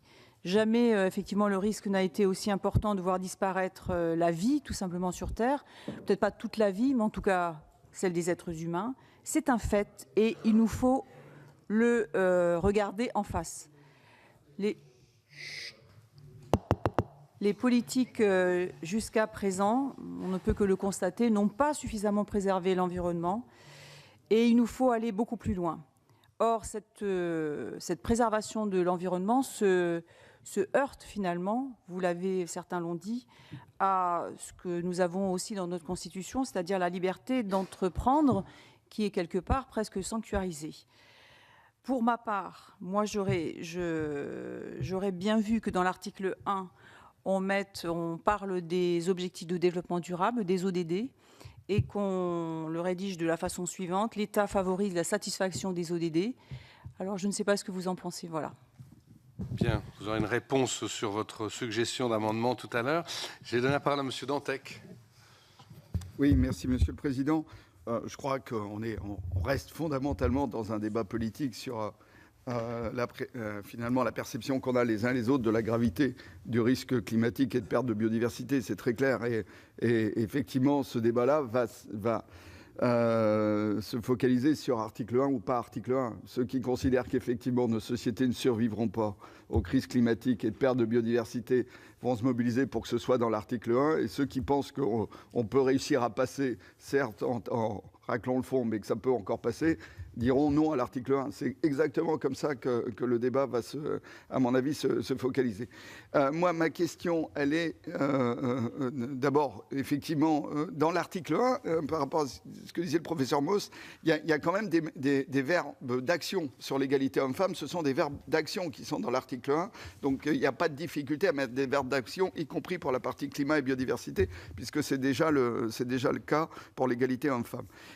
Simplement, moi, ma question, je ne serai pas très long, c'est de savoir ce que ça peut entraîner, si on le met dans l'article 1, en termes de droit, de contestation de lois, demain, non pas de lois de protection de l'environnement, qui sont toujours un peu faibles et d'une efficience qu'on peut regretter, mais en termes de lois qui, par exemple, pourraient augmenter les émissions de CO2, et est-ce que ce type de loi pourrait, du coup, être contesté devant le Conseil constitutionnel en disant c'est contraire à la Constitution puisque ça va entraîner une augmentation des émissions de gaz à effet de serre nationales. Merci M. Dantec. M. Huré. Monsieur le Président, merci pour la qualité de ces interventions et des apports que vous nous avez faits, messieurs. C'est un sujet d'importance avec lequel et sur lequel on s'exprime souvent avec passion, conviction, pas toujours avec raison, mais voilà, c'est la richesse du débat. La France, vous l'avez dit les uns les autres, se doit d'être exemplaire, certes, mais avec un peu d'humilité. Dans ce domaine-là, comme dans d'autres, c'est un peu le manque d'humilité qui est reproché à la France. La France, c'est moins d'1% des terres immergées, moins d'1% de la population mondiale. Donc on voit tout de suite, et quelqu'un l'a dit tout à l'heure, il faut sans doute que la France porte cette affaire-là au moins au niveau européen. Et moi, au moment où l'Europe vacille dangereusement, ne serait-il pas un geste fort et symbolique porté par la France que, plutôt que d'alourdir l'article 1 de la Constitution, qui résume en gros le projet de société, faire référence dans le préambule de cette Constitution à la Charte des droits fondamentaux de l'Union européenne, qui a été adoptée en décembre 2000, tout est dedans. Tout est dedans, sur l'environnement, sur la sécurité sociale.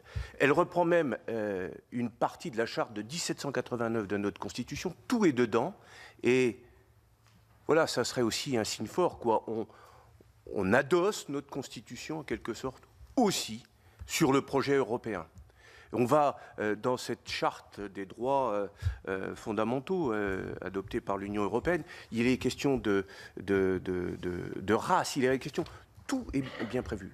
Et voilà, je me dis, à un moment où on risque de s'affronter par passion sur cet aspect de l'environnement, un moyen de sortir par le haut, et puis peut-être aussi d'être un détonateur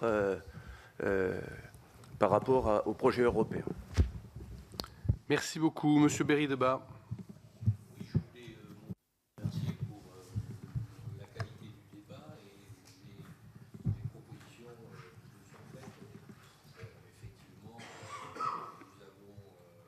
Une majorité qui se dégage au niveau des intervenants pour dire qu'il faut modifier, je dirais, notre Constitution à travers l'article 1er ou éventuellement, enfin, je crois que majoritairement c'est plutôt l'article 1er. Donc moi j'étais venu pour écouter en étant conscient des problématiques environnementales liées par le dérèglement climatique et la baisse de biodiversité, ça j'en suis convaincu, on peut le constater partout, quelles que soient les régions où on habite, dont je suis convaincu par ça. Alors ma question, c'est de voir, ce serait de nous faire l'un et l'autre, les trois personnes qui sont pour la modification de l'article 1er ou du préambule, de nous dire comment vous feriez votre proposition par rapport à ça, même si un certain nombre de choses ont été dites. Est-ce que c'est effectivement dans l'article 1er, comme ça a été proposé, remplacer ce qui a été proposé au niveau de l'Assemblée nationale par des mots plus forts? Bon, ça a été dit. Voilà, moi j'aimerais avoir vos propositions de spécialistes là-dessus pour nous éclairer un peu plus. Merci beaucoup. Madame de Cidrac. Merci, Monsieur le Président. Merci, messieurs, d'être là avec nous ce matin. Et puis, merci pour vos désaccords. Je vous dis ça tout simplement parce que ça me permettra, en tout cas personnellement, à réfléchir et à me pencher peut-être avec un peu plus de nuance sur ces sujets qui sont très importants. D'ailleurs, je crois que c'est Monsieur Bourg qui disait que, en fait, ça atteint la vie sur la Terre, hein, qui sont des mots très lourds et très graves de sens, presque anxiogènes, je dirais. Mais bon, donc très simplement, ce qu'on peut quand même dire, c'est que nous, tous les acteurs, quels qu'ils soient, les populations également, sont d'accord pour dire qu'aujourd'hui, le climat subit des changements et ce qui nous intéresse, c'est de connaître quelles sont ces modifications, en fait, hein, les modifications du climat, de l'environnement, l'impact que cela a pour nous.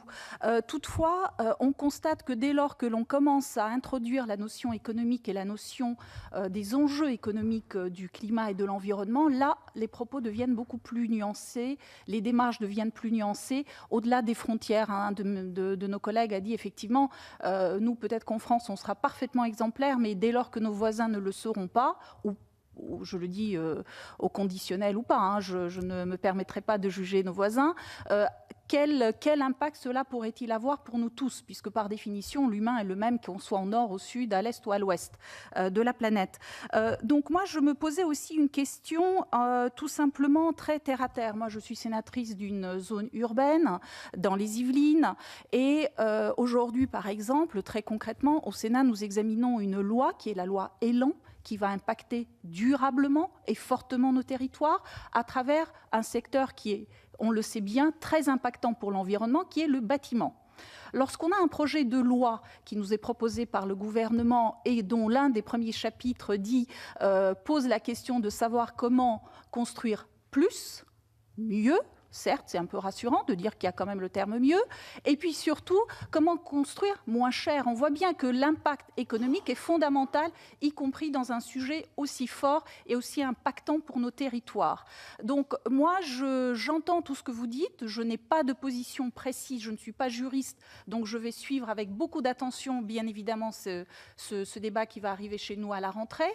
Mais moi, ma question est, au-delà des symboles, au-delà de la théorie que l'on peut partager jusqu'à un certain point, où est la cohérence en fait dans ces démarches-là? Donc moi je veux bien qu'on améliore, qu'on modifie, qu'on introduise dans la Constitution, mais dès lors que, je vais utiliser un terme à la mode, cela ne ruisselle pas sur un certain nombre de lois, de propositions ou de projets, à un moment donné, j'ai envie de dire tout ça pourquoi? Donc excusez-moi, mais ma question est peut-être un petit peu provocante, mais j'aimerais avoir votre retour sur ce, de mon point de vue, manque de cohérence parfois dans les démarches publiques. Merci, Monsieur Houllegatte.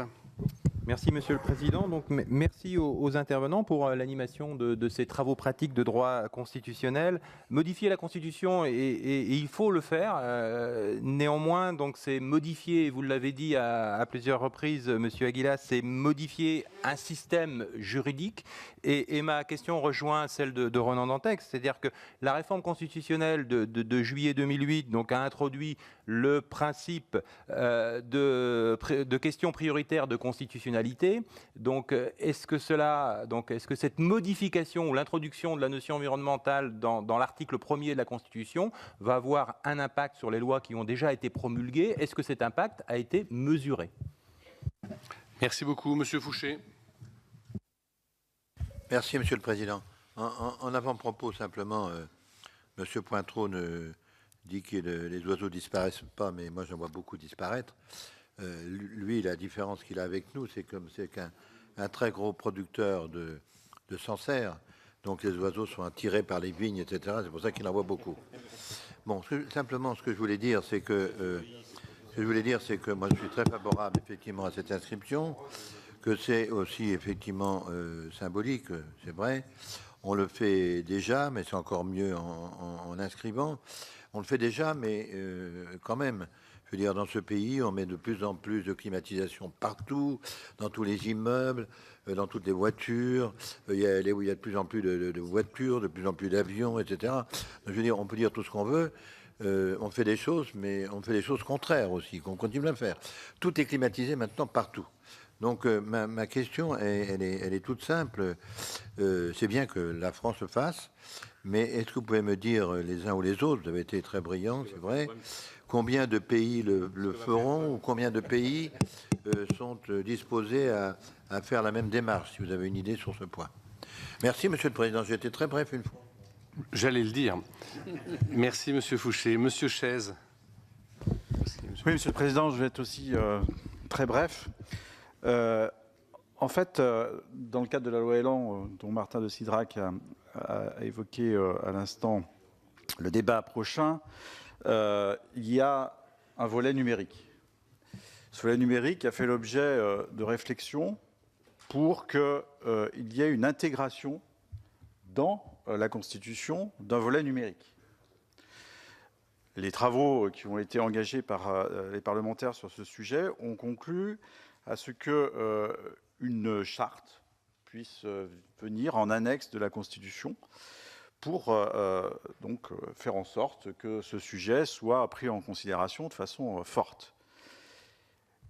Mon inquiétude ou ma question, c'est de dire, est-ce que finalement, en transformant aujourd'hui la charte sur l'environnement et en l'intégrant dans l'article 1 de la Constitution, on ne prend pas le risque pour demain, ou peut-être pour aujourd'hui d'ailleurs, de faire en sorte que d'autres sujets, comme le numérique, puissent intégrer l'article 1 de la Constitution. Faisant ainsi, en fait, un article récapitulatif de tous les sujets, importants certes, de notre société, mais donnant le risque finalement d'une confusion ou d'une liste à la Prévert de tous les sujets importants de notre société et finalement dénaturer le fond même de la Constitution. Merci, Madame Filleul. Oui, merci, Monsieur le Président. Après avoir entendu les 4 intervenants, je voulais dire que je penchais plutôt en faveur d'un changement de la charte de l'environnement, parce que mon monument historique à moi, c'était plutôt la Constitution, à laquelle je pense qu'il faut toucher avec prudence et parcimonie, alors qu'effectivement, comme le disait Monsieur Mauss, la charte de l'environnement est plus récente. Elle est à la fois, j'allais dire aussi spécialisée, et donc le lieu où on peut montrer l'aggravation de la situation en matière de dégradation environnementale. Mais ma question n'allait pas exactement à ce sujet. Elle allait à une interrogation par rapport à un concept que vous n'avez pas évoqué. C'est celui de la finitude des ressources et l'obligation de respect de leurs limites. C'est un concept qui est défendu par un certain nombre d'associations internationales et qui, pour moi, présente, en tout cas de là où je suis très modestement, l'avantage d'être plus contraignant par rapport aux modifications que l'on évoque, qui sont quand même d'ordre symbolique. Je sais que Nicolas Hulot, à un moment donné, avait envisagé la possibilité de l'intégrer dans la loi et dans la Constitution. Il semble l'avoir abandonné. Je ne sais pas si vous pouvez me donner des informations à ce propos. Merci. Madame Tocqueville. Merci, Monsieur le Président. Merci aux intervenants et à la réflexion qu'ils suscitent chez nous. Effectivement, lorsque Monsieur Aguila parle de survie de l'humanité, de crise inconnue, c'est pas seulement une crise exceptionnelle, puisque de toute façon c'est une crise qu'on ne connaît pas. Je pense que le débat n'est pas seulement un débat que l'on doit avoir, même si on doit l'avoir, au niveau de nos territoires en proximité. Je pense que c'est un débat philosophique que l'on doit avoir. On dépasse le cadre juridique. C'est celui qui nous intéresse et j'y reviendrai tout à l'heure. Je pense qu'au-delà de ça, c'est l'avenir de l'humanité et le devenir de celle-ci. Je pense que jusqu'à nos jours, la relation, les liens qui unissaient l'humanité et la terre nourricière étaient des liens équilibrés, la terre ayant permis au genre humain de pouvoir se développer, de pouvoir progresser. Et effectivement, nous n'avons pas hérité de cette terre pour aujourd'hui inverser le mouvement et la détruire. Donc je crois que au-delà de nos intérêts personnels, au-delà des questions économiques qui se posent vraiment, et elles se posent, je pense que nous devons placer le débat à un niveau plus élevé. En tout cas, c'est ce que je pense et c'est la raison pour laquelle je suis pour l'inscription dans l'article 1. Je voudrais vous poser une question concernant justement le Conseil constitutionnel. Le Conseil constitutionnel ne serait-il pas plus à l'aise avec un article premier qui consacre donc l'environnement, le climat et la biodiversité, dans la mesure où quelquefois les sages ont des approches différentes selon les problématiques soulevées. J'en prends deux exemples. Concernant le carbone, le Conseil constitutionnel a privilégié le principe d'égalité. Concernant la fracture hydraulique, il a fait plutôt une approche en termes de liberté d'entreprendre, ce qui effectivement ne sont pas deux approches contradictoires, mais montrent la difficulté pour les sages à prendre quelquefois des positions qui peuvent être difficiles à appréhender pour nous à la lecture. L'inscription dans l'article 1er ne permettrait-il pas au Conseil constitutionnel d'avoir une approche plus clair, c'est pas un jugement que je fais, mais en tout cas plus lisible vu de l'extérieur, en tout cas pour nous. Merci. Merci beaucoup. Monsieur Jacquin. Merci Président. Je voulais poser une question, il m'en vient une seconde. Vous avez traité, c'est remarquable cette table ronde, merci l'initiative Président, d'économie et d'environnement, de l'activité humaine et de l'environnement. Il y a eu récemment une initiative à l'Assemblée nationale prise par Dominique Potier, c'est mon député par ailleurs, sur une proposition de modification de l'article 34 relativement au droit de propriété et de la liberté d'entreprendre. Il était constaté que plusieurs lois ont été censurées récemment parce que justement le droit de propriété et la liberté d'entreprendre avaient été évoqués par le Conseil constitutionnel comme étant atteints. Il y avait une loi de lutte contre l'évasion fiscale, c'est-à-dire il s'agissait d'interdire de demander un reporting public aux sociétés holding de leur activité à l'international, puis une autre sur la protection et le partage des sols face à la spéculation foncière. Et la modification de l'article 34 qui était proposée, et dont l'amendement n'a pas été retenu à l'Assemblée nationale, je pense qu'on pourra le reproposer ici, consistait à dire la loi détermine les mesures propres à assurer que l'exercice du droit de propriété et de la liberté d'entreprendre respecte le bien commun. Elle détermine les conditions dans lesquelles les exigences constitutionnelles ou d'intérêt général justifient des limitations à la liberté d'entreprendre et au droit de propriété. Je voudrais votre réaction là-dessus, ça me semble tout à fait complémentaire de notre débat. La seconde question, c'est parce que je suis agriculteur, je me sens absolument pas puni quand on change nos pratiques dans le bon sens. Il y a un champ incroyable d'évolution de celle-ci et de faire en sorte que ça respecte l'environnement et que ça maintienne le revenu des agriculteurs. C'est peut-être pour M. Bourg, face à un certain obscurantisme sur les questions qui nous intéressent aujourd'hui, la lutte contre la biodiversité, contre le réchauffement climatique, on pense aux climato-sceptiques, etc. Moi, je suis très interrogé par l'évolution de notre rapport au vivant. Et je pointerai, par exemple, la question des militants de la cause animale. Et alors là, moi, je me sens quelquefois agressé quand certains remettent en cause la place de l'animal, ignorent la notion de polyculture-élevage et l'équilibre agro-économique qui en découle et les excès de certaines pensées, à mon avis liées à un très grand éloignement de la compréhension du fonctionnement des cycles naturels. Et ça me semble, cet obscurantisme-là, particulièrement grave. Je vous remercie. Merci. Monsieur Gontard. Oui, merci, Monsieur le Président, et merci pour les intervenants, pour ces échanges. Moi, je pense que l'inscription dans l'article 1 est importante déjà symboliquement, même s'il faudra passer d'une écologie des symboles à l'écologie des actes. En tout cas, je trouve qu'elle place la France comme pilote en la matière, et par rapport au questionnement qu'il y avait sur l'échelle européenne, je pense qu'au contraire, ça permet justement de tirer et d'aller vers cette échelle européenne et d'étendre cette idée à une échelle plus grande. Après, j'avais deux questions, mais qui ont été déjà un petit peu posées. C'était sur...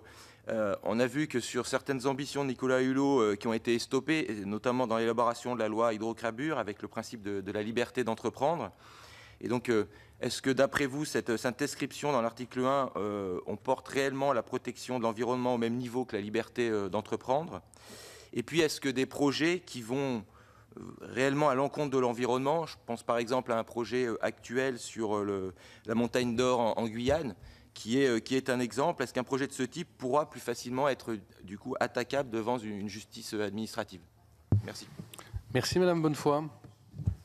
Oui, moi je voudrais à mon tour bien évidemment remercier tous les intervenants pour la qualité de leur intervention. Des interventions donc très enrichissantes qui nous permettent d'élever nos consciences et qui, je l'espère, nous permettront aussi de prendre les bonnes décisions pour préserver l'avenir de l'humanité. Donc merci beaucoup. J'avais une question faussement naïve à M. Bourg en particulier concernant le principe de précaution. Vous avez dit donc à l'article 5, le principe de précaution très bien rédigé, c'est relativement complexe et donc il n'y a pas une nécessité de le toucher. Et vous avez dit, et j'ai été sensible, qu'il fallait plutôt mieux l'utiliser. Donc l'utiliser davantage, ce qui n'était pas le cas aujourd'hui. Et donc ma question faussement naïve est pourquoi ce principe de précaution, qui est pourtant essentiel, n'est-il pas suffisamment utilisé? Merci beaucoup. Madame Bory. Oui, Monsieur le Président, merci pour cette table ronde qui est vraiment passionnante. Je pense que personne dans cette Assemblée renie le fait de vouloir préserver la planète pour les générations futures. Mais je pense que les moyens pour atteindre ces vœux sont controversés, notamment dans la définition du bilan environnemental et des moyens, notamment technologiques, utilisés. Je donnerai un exemple. Si nous souhaitons prioriser et empêcher l'augmentation de température en évitant tout dégagement de CO2, dès lors, des énergies comme le nucléaire apportent une réponse. Et pourtant, c'est une énergie qui est hautement controversée. D'un autre côté, si nous souhaitons absolument prioriser la préservation des ressources, l'utilisation des terres rares telles que nous l'apercevons dans l'utilisation de technologies, peut-être comme par exemple le photovoltaïque, où la problématique du recyclage de ces matériaux va poser problème. Donc, j'en viens justement à l'audace que M. Moss évoquait tout à l'heure.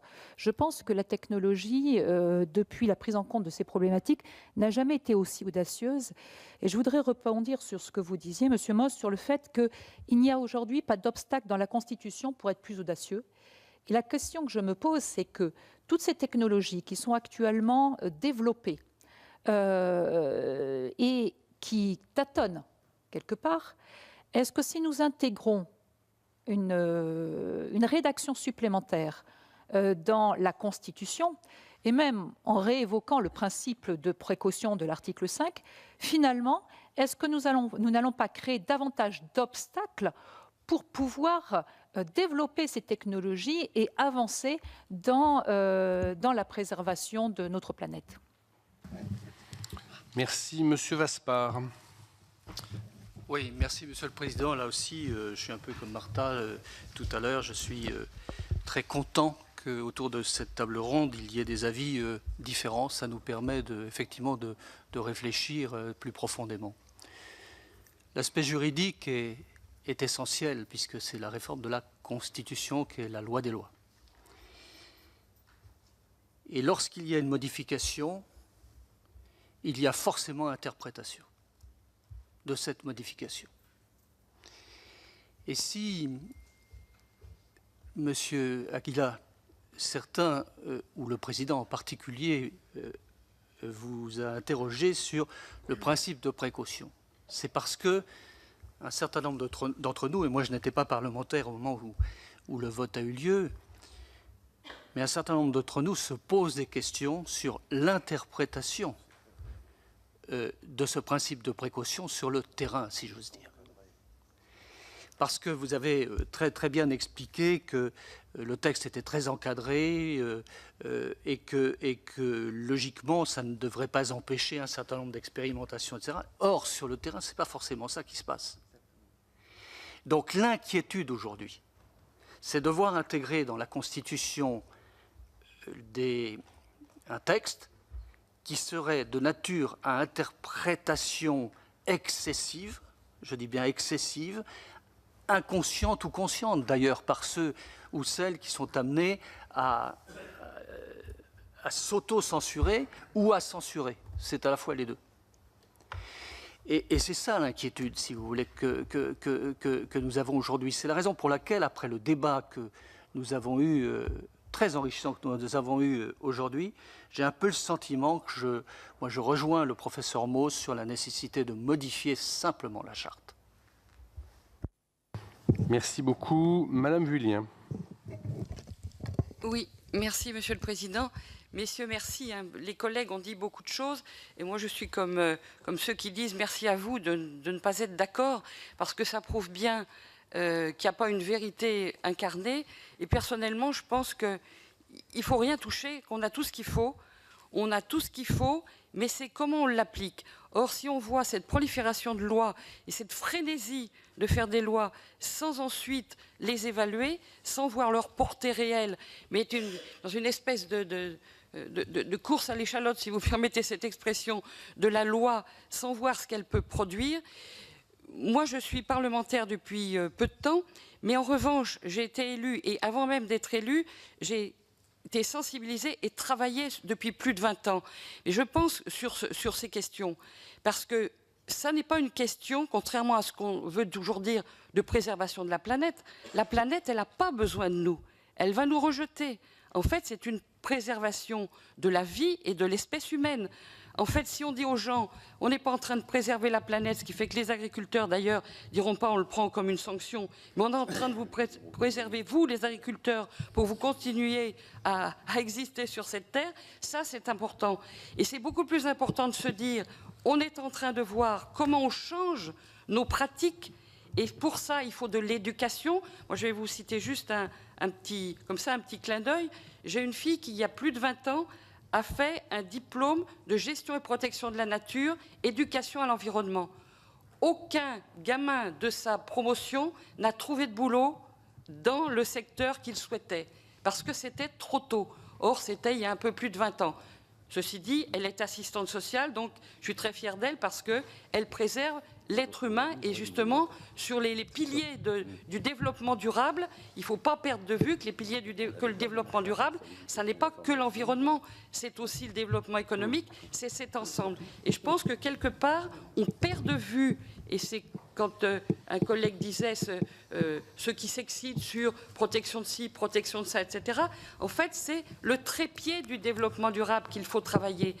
Et moi, je pense qu'il n'y a rien à toucher, il y a simplement à faire appliquer. Voilà, mais je voulais vous remercier, parce que ces débats, on peut les avoir sur les bilans carbone, sur tout un tas de choses. C'est nos pratiques qu'il faut changer, ce n'est pas la Constitution. Merci, Monsieur Revet. Merci, Monsieur le Président. Merci de toutes ces informations. Et c'est vrai, comme le disait un collègue tout à l'heure, que le fait qu'il y ait des avis différents des personnes qui sont venues intervenir, et on peut les remercier devant nous, peut nous interpeller nous-mêmes dans ce que nous aurons à faire. Alors, Monsieur le Président, c'est clair que nous vivons une période de réchauffement climatique. Probablement que l'activité humaine n'y est pas étrangère et nous devons l'analyser et remédier aux causes chaque fois que c'est possible. Mais je me souviens d'une émission de télévision d'il y a peu de temps, 1 an ou 2, où l'on aurait, peut-être à cause de certaines fontes des neiges, retrouver un bateau et retrouver des corps humains qui étaient dans la glace. Et mon analyse de bon sens, c'est que si on a retrouvé un bateau qui était dans la glace et des corps humains, c'est que le bateau, il a pu monter là-haut. Et que quelque part, il y a sûrement des cycles au niveau du climat sans pouvoir les déterminer? Est-ce que ça n'entre pas aussi dans notre démarche, non pas de constitution, bien entendu, mais enfin dans l'analyse que l'on peut faire des évolutions que nous vivons? Merci, Monsieur Chevrollier. Oui, merci, Monsieur le Président. Merci aux intervenants pour leur contribution à ce débat tout à fait intéressant. Au sein de notre commission du développement durable, nous sommes naturellement tous mobilisés pour la préservation de la biodiversité et lutter contre les changements climatiques. Et nous voyons passer beaucoup de textes. Ça a été dit déjà par un certain nombre de collègues. Il y a une législation, que ce soit au niveau européen comme au niveau national, foisonnante sur le sujet, et on voit que plus il y a de textes, moins il y a de résultats. Donc après, la question, quand on est législateur, il faut s'inspirer des grands auteurs, et Montesquieu disait il faut légiférer la main tremblante, et s'attaquer à la Constitution, il faut que ça ait du sens. Et quelle est véritablement la valeur ajoutée? Alors il y a eu le débat entre vous, mais est-ce que cette inscription n'aurait pas... Quelle est véritablement sa valeur ajoutée? Est-ce que ça peut... Il y a un risque que ce soit plutôt contre-productif dans la mise en application sur le terrain. Vous êtes d'éminents juristes. Il y a cette surproduction législative aujourd'hui dans le domaine environnemental et d'une façon générale aussi. Alors comme vous êtes là, j'aimerais avoir votre avis sur foisonnement de textes et résultats sur le terrain. Merci. Merci. Et dernier orateur inscrit, Monsieur Bignon. Je suis heureux d'avoir été un de ceux qui a voté la réforme de 2005 dans cette salle. Et je ne le regrette pas. Je dis ça de façon liminaire. Je n'ai pas mis mon micro, si. Si, mais vous ne parlez pas dedans. Je crois que le micro est allumé. Le problème, voilà. c'est que vous ne parlez pas dedans. Mais sans ça, Pourtant, tout va bien. Alors, je répète, je suis heureux d'avoir voté la réforme de 2005 voilà, et participé à l'adoption de la charte. Voilà. Je m'adresse plus particulièrement au professeur Bourg, car lisant le dictionnaire de la pensée environnementale qu'il a écrit, quelques articles seulement, monsieur le professeur, je vous rassure, j'ai lu dans celui qui concerne le développement durable que vous dites très formellement, conçu d'abord dans le domaine de la conciliation entre l'environnement et le développement sur l'impulsion de l'ONU. Ce concept est devenu, cette idée, ce projet est devenu un concept de fond que l'on pourrait comparer à d'autres comme la justice et la démocratie. Or, la justice et la démocratie, on les trouve actuellement, en tout cas pour la démocratie, comme un élément constitutif à l'article 1 de la République française. Et ça me paraît quelque chose d'extrêmement fort. Sans démocratie, la République française n'existe pas, et c'est un principe auquel nous sommes extrêmement attachés. Le développement durable est plutôt dans un considérant de la charte, donc il n'a pas cette puissance que lui donne ce que vous auriez aimé lui donner dans votre dictionnaire.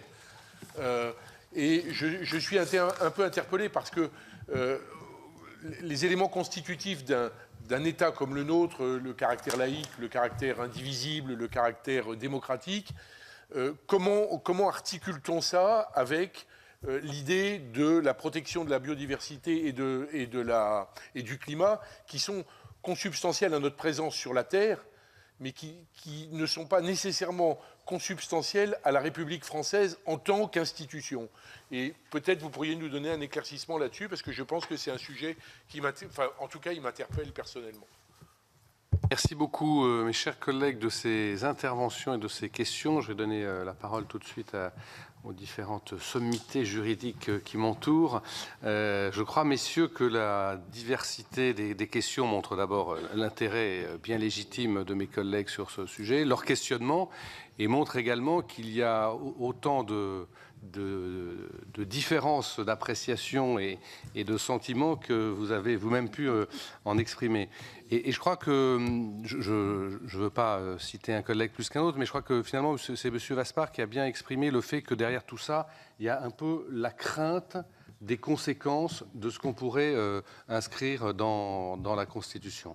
C'est vrai que beaucoup de collègues ont un peu la crainte que cela puisse ensuite poser un certain nombre de conséquences, de problèmes et avoir des conséquences négatives, notamment sur les activités économiques. C'est bien ce qu'on ressent de la part d'un certain nombre de mes collègues.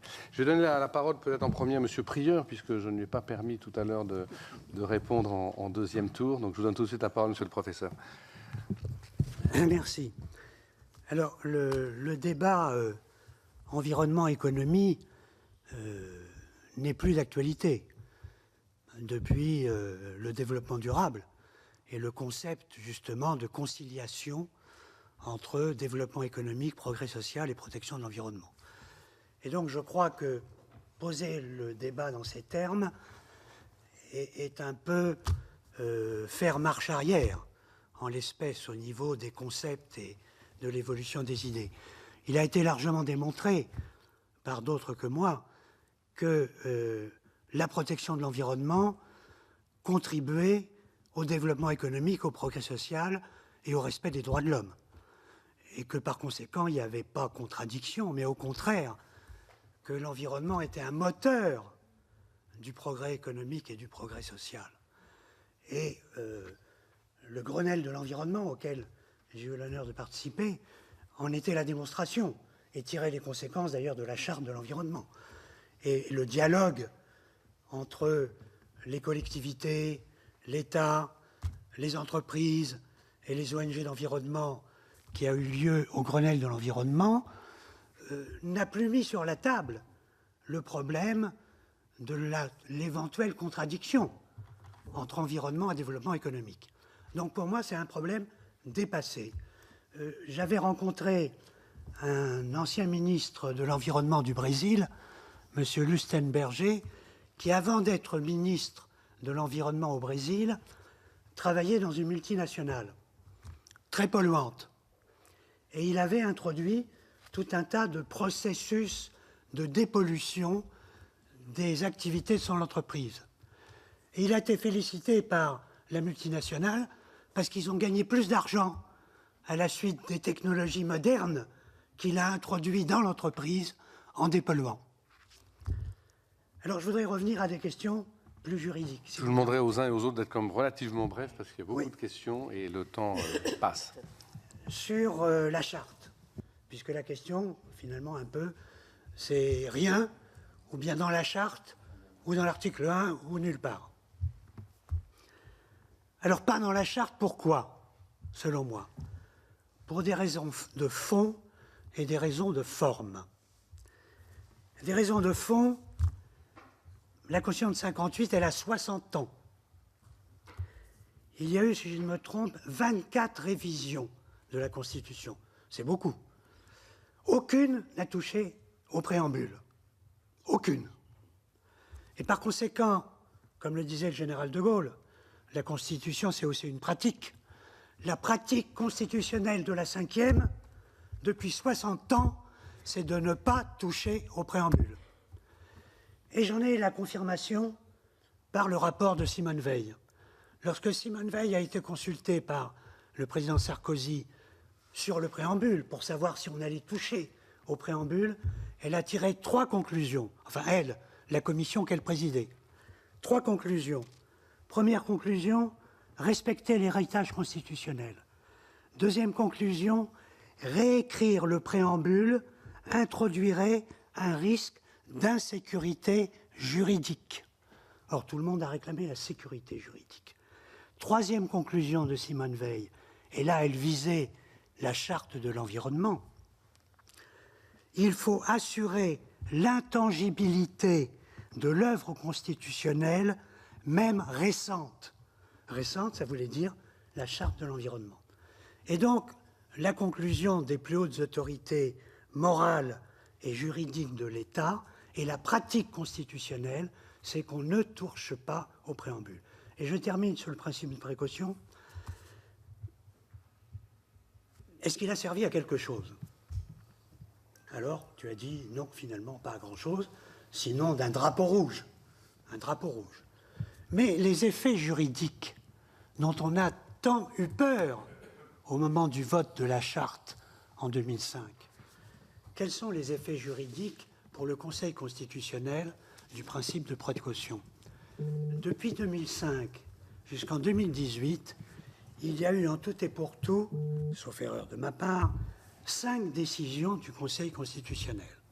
5 décisions sur 2081 décisions. 5 décisions dont 3 ont déclaré que c'était inopérant, donc c'était applicable parce que ça concernait des mesures pérennes et non des mesures provisoires, alors que l'article 5 de la précaution vise les mesures provisoires. Et dans les 2 décisions de fond, le Conseil constitutionnel n'a pas annulé la loi sous prétexte qu'elle violait le principe de précaution. Autrement dit, aucune loi n'a été annulée par le Conseil constitutionnel pour violation du principe de précaution. Et donc, il n'est pas appliqué. Merci, Monsieur Aguilar. Alors, pardon, merci beaucoup. Il y a beaucoup de questions, mais il ne faut pas que je sois trop long à répondre à tous les questions. Répondre à toutes les questions, mais en étant bref. Mais on va essayer. Alors, et pardonnez-moi d'être sans doute trop rapide. Sur le fait, il faut que ça s'applique dans toute l'Europe. Oui, et en fait, c'est le cas. C'est-à-dire qu'il y a déjà tous ces principes, comme je l'ai dit, dans les traités européens. Combien de pays dans le monde sont prêts à faire ça? En fait, une immense majorité de pays avancent peu à peu dans ce domaine. Vous savez peut-être que je suis un projet de pacte mondial pour l'environnement qui consiste en gros à reprendre les grands principes et un peu développer notre charte pour l'environnement dans un traité international. En mai dernier, l'Assemblée générale de l'ONU vient de voter une résolution qui ouvre les négociations sur ce pacte mondial pour l'environnement. Elle a été adoptée par 144 États pour, 5 États seulement étaient contre, dont les États-Unis, la Russie, la Syrie, la Turquie et les Philippines. Bon. Donc oui, le monde est en train d'aller dans cette direction. Sur l'idée d'inscrire la charte, de faire une référence dans la Constitution à la charte des droits fondamentaux de l'Union européenne, c'est tentant, c'est séduisant, mais je crois que c'est dangereux pour une raison technique, juridique.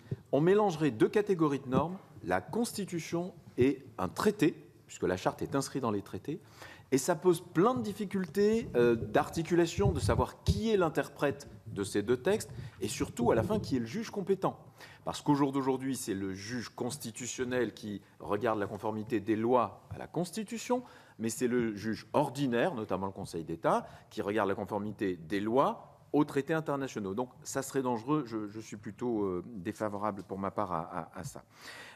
Inscrire les ODD, les objectifs du développement durable, la difficulté, c'est que c'est une notion qui n'est pas juridique, c'est un outil de programmation économique, politique, qui a été adopté par les Nations Unies, donc c'est du droit souple. Le mettre dans la Constitution, c'est un peu gênant, et de toute façon, on a déjà la notion de développement durable dans l'article 6 de la charte. Sur l'impact sur la QPC, alors au passage, il y a une difficulté dans la QPC, dans la rédaction de l'article 61-1, qui ne réserve à la QPC, on peut faire des QPC que pour les droits et libertés. C'est tout, droits et libertés. Et du coup, il y a de la jurisprudence du Conseil constitutionnel qui a interprété, et à mon avis c'est discutable, et j'appelle à une évolution de la jurisprudence du Conseil constitutionnel, un peu restrictivement, parce que du coup, là, vous voyez bien qu'en matière d'environnement, ce n'est pas que des droits et libertés, même s'il y a un droit à l'environnement, ça, mais... Et du coup, par exemple, est-ce que tel ou tel principe de protection de l'environnement pourrait faire l'objet d'une QPC? C'est une question juridique, il pourrait y avoir des évolutions de jurisprudence, mais voilà la réponse. Pour le moment, c'est pas absolument évident. Pour ce qui est... Je le dis aussi parce que c'est vraiment, pour le constituant, c'est important d'avoir ça en tête. Il y a quand même une question de légistique derrière. C'est vrai, je suis tout à fait d'accord avec ce qui a été dit. L'article 1er commence un peu à ressembler à une liste à la Prévert. On y met peu à peu tout ce qu'on ne peut pas mettre ailleurs. Et ça tient à une difficulté de notre Constitution qui est pour l'essentiel de ces autres articles consacrés à des dispositions de procédure, de compétences, d'organisation des pouvoirs publics. Et au fond, on n'a pas d'autres articles dans la Constitution qui comportent des principes de fond. Bon, tant pis, c'est pas très grave. On peut faire de l'article 1er le réceptacle, peu à peu, de toutes ces dispositions, ces principes de fond. Il y aurait peut-être une autre solution, mais je ne la propose pas parce que ça me paraît trop compliqué, mais qui serait de créer un autre article, un article 1-2, enfin qui serait l'article destiné, on réserverait l'article 1er à vraiment les caractéristiques de l'identité de la République, laïque, et puis un autre article qui, lui, peu à peu, d'année en année, pourrait recevoir les autres dispositions. Je termine pratiquement. Il y avait une question sur notre proposition à nous.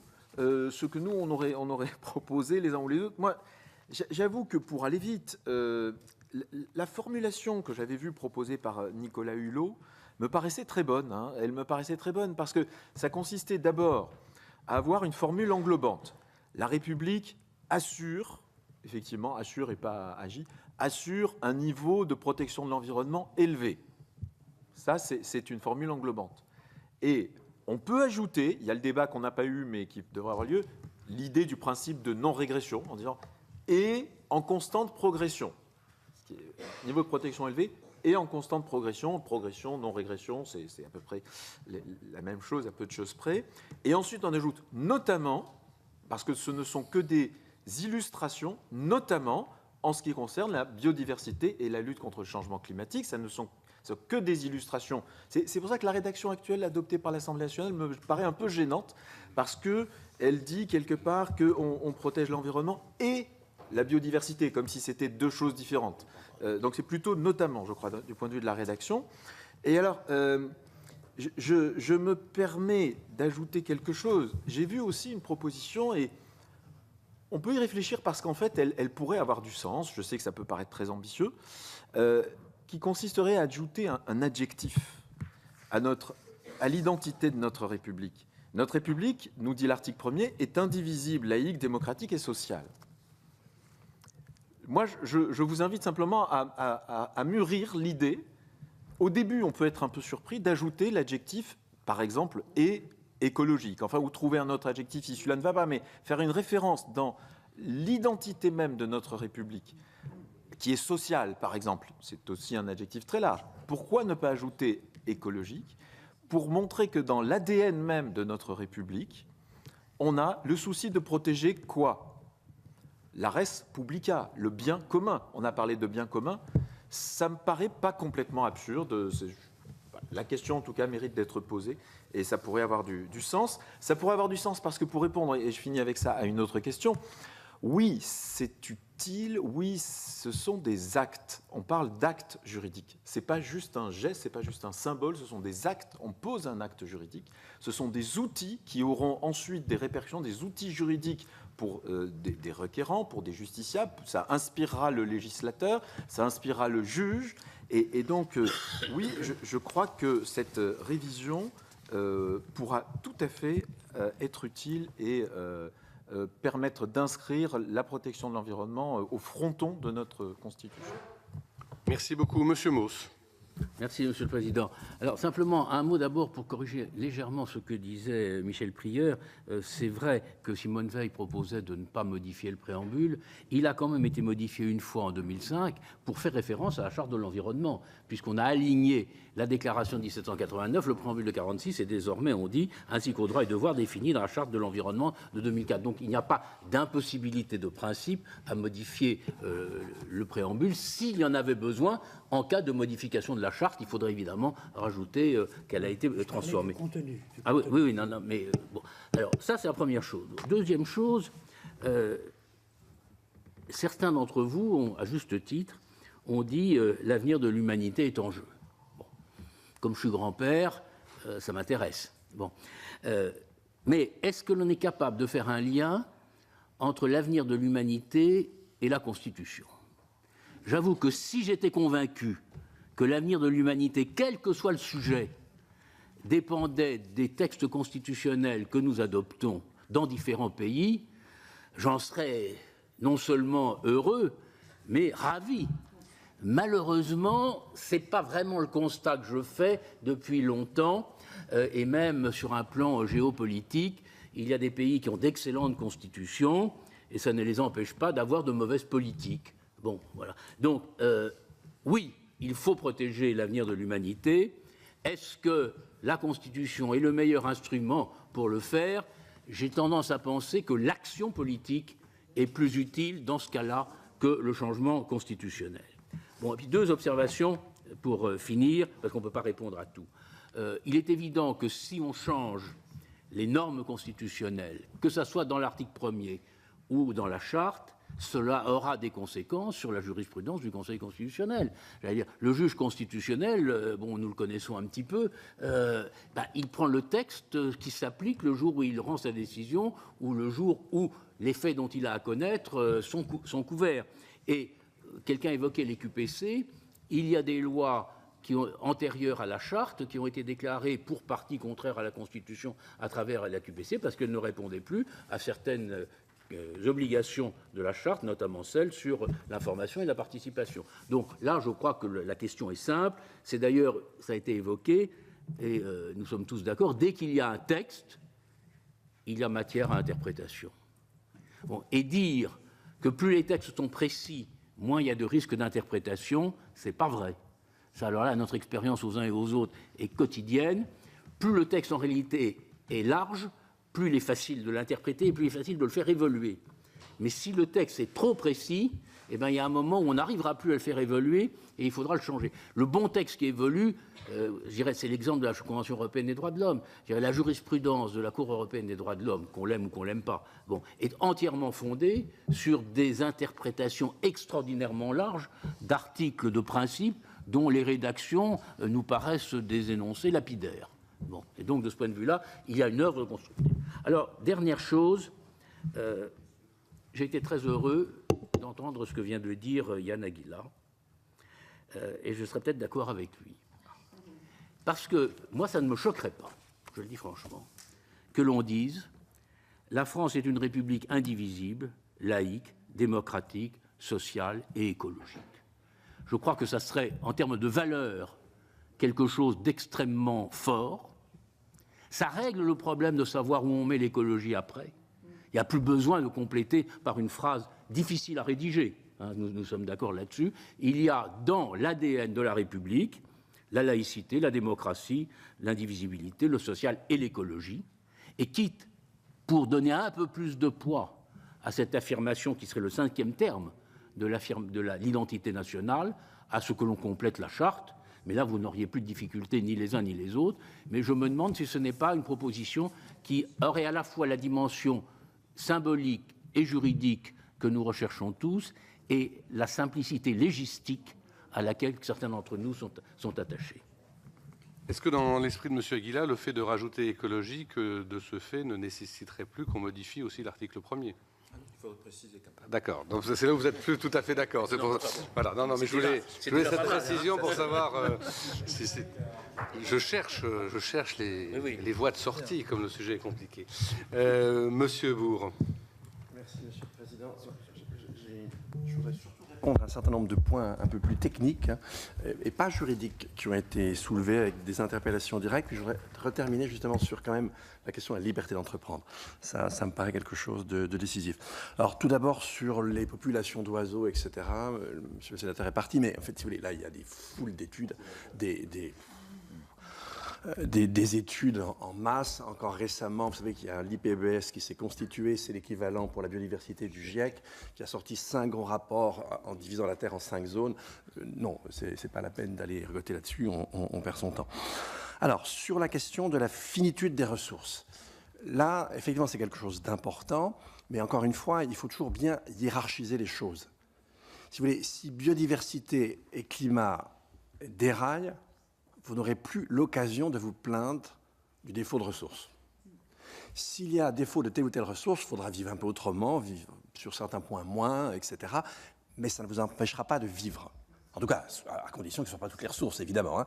Mais telle ou telle ressource, tel ou tel métal particulier, c'est une chose importante, mais hiérarchiquement, c'est en dessous. Vous voyez ce que je veux dire? Et puis en plus, si effectivement les ressources manquent, de toute façon, on n'ira pas les chercher. Ou alors si elles sont à un coût beaucoup trop important énergétiquement, c'est d'ailleurs le problème qui se pose aujourd'hui.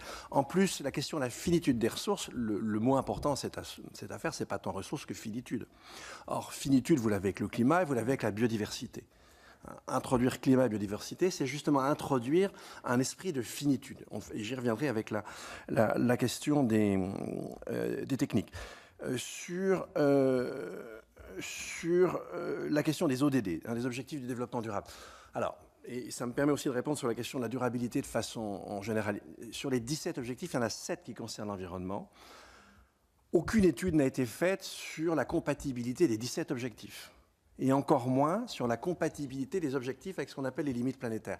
Alors ça ne veut pas dire que les objectifs ne sont pas importants. Au contraire, si vous voulez, pour la plupart des entreprises au monde, ils constituent quelque chose d'important. Simplement, non, les graver dans la Constitution, alors ça, franchement, ça n'aurait pas de sens, c'est une construction. Disons, sujette à caution, à un moment donné, voilà, elle a son importance, elle n'a pas besoin de la Constitution française pour que cette importance soit reconnue. Sur le concept de développement durable, alors l'article dont vous parlez, c'est pas moi qui l'ai rédigé, cher monsieur, hein, il y a eu 260 auteurs et 360 articles, je l'ai plus en tête, hein, mais non, pour moi, alors franchement, le développement durable, c'est un concept qui est quand même relativement daté. Aujourd'hui, on aura plutôt tendance à parler de durabilité. Alors, c'est plus facile en anglais parce qu'on a fini par enlever development et puis on garde sustainability. Bon, mais je ne veux pas rentrer là-dessus, c'est une chose trop compliquée. La question de M. Jacquin, alors là, moi, je suis totalement d'accord avec vous. Je suis vent debout contre les véganes et contre une certaine forme d'interprétation de la cause animale. Là, on a une espèce de rationalisme déjanté, hors de tout contexte, hors de toute expérience. Et là, franchement, mais je n'ai pas le temps de développer, je l'ai fait ailleurs. Voilà, je vais très vite là-dessus. Maintenant, juste avant de prendre le dernier point, à mes yeux, le plus important, je voudrais revenir sur la question des techniques. Mais évidemment, les techniques sont importantes. On ne va pas se mettre à brouter l'herbe ou à marcher à quatre pattes. Il n'y a pas d'activité humaine sans technique. Maintenant, le problème, ça ne veut pas dire que toute technique est intéressante. Ça ne veut pas dire que les techniques n'ont pas d'effets, parfois des effets destructeurs. Et puis surtout, ça ne veut pas dire que les techniques sont des miracles. Pour agir avec des techniques, on a besoin de matériaux, on a besoin d'énergie. Et quand on agit avec des techniques, on agit au sein d'un système qui lui réagit. Donc, ne croyez pas que les techniques soient miraculeuses. Elles permettent des choses, parfois avec un coût par ailleurs. Donc voilà, évitons de fantasmer sur ces choses-là. Et enfin, dernier aspect à mes yeux extrêmement important, c'est effectivement la question de la liberté d'entreprendre. En fait, les juristes me diront si je me trompe ou pas, mais l'origine, c'est le décret d'Allard de mars 91, hein, où on a affirmé la liberté des professions, et en faisant le lien avec l'article 4 sur la liberté, le fait que c'est la liberté d'autrui qui constitue la limite à ma propre liberté.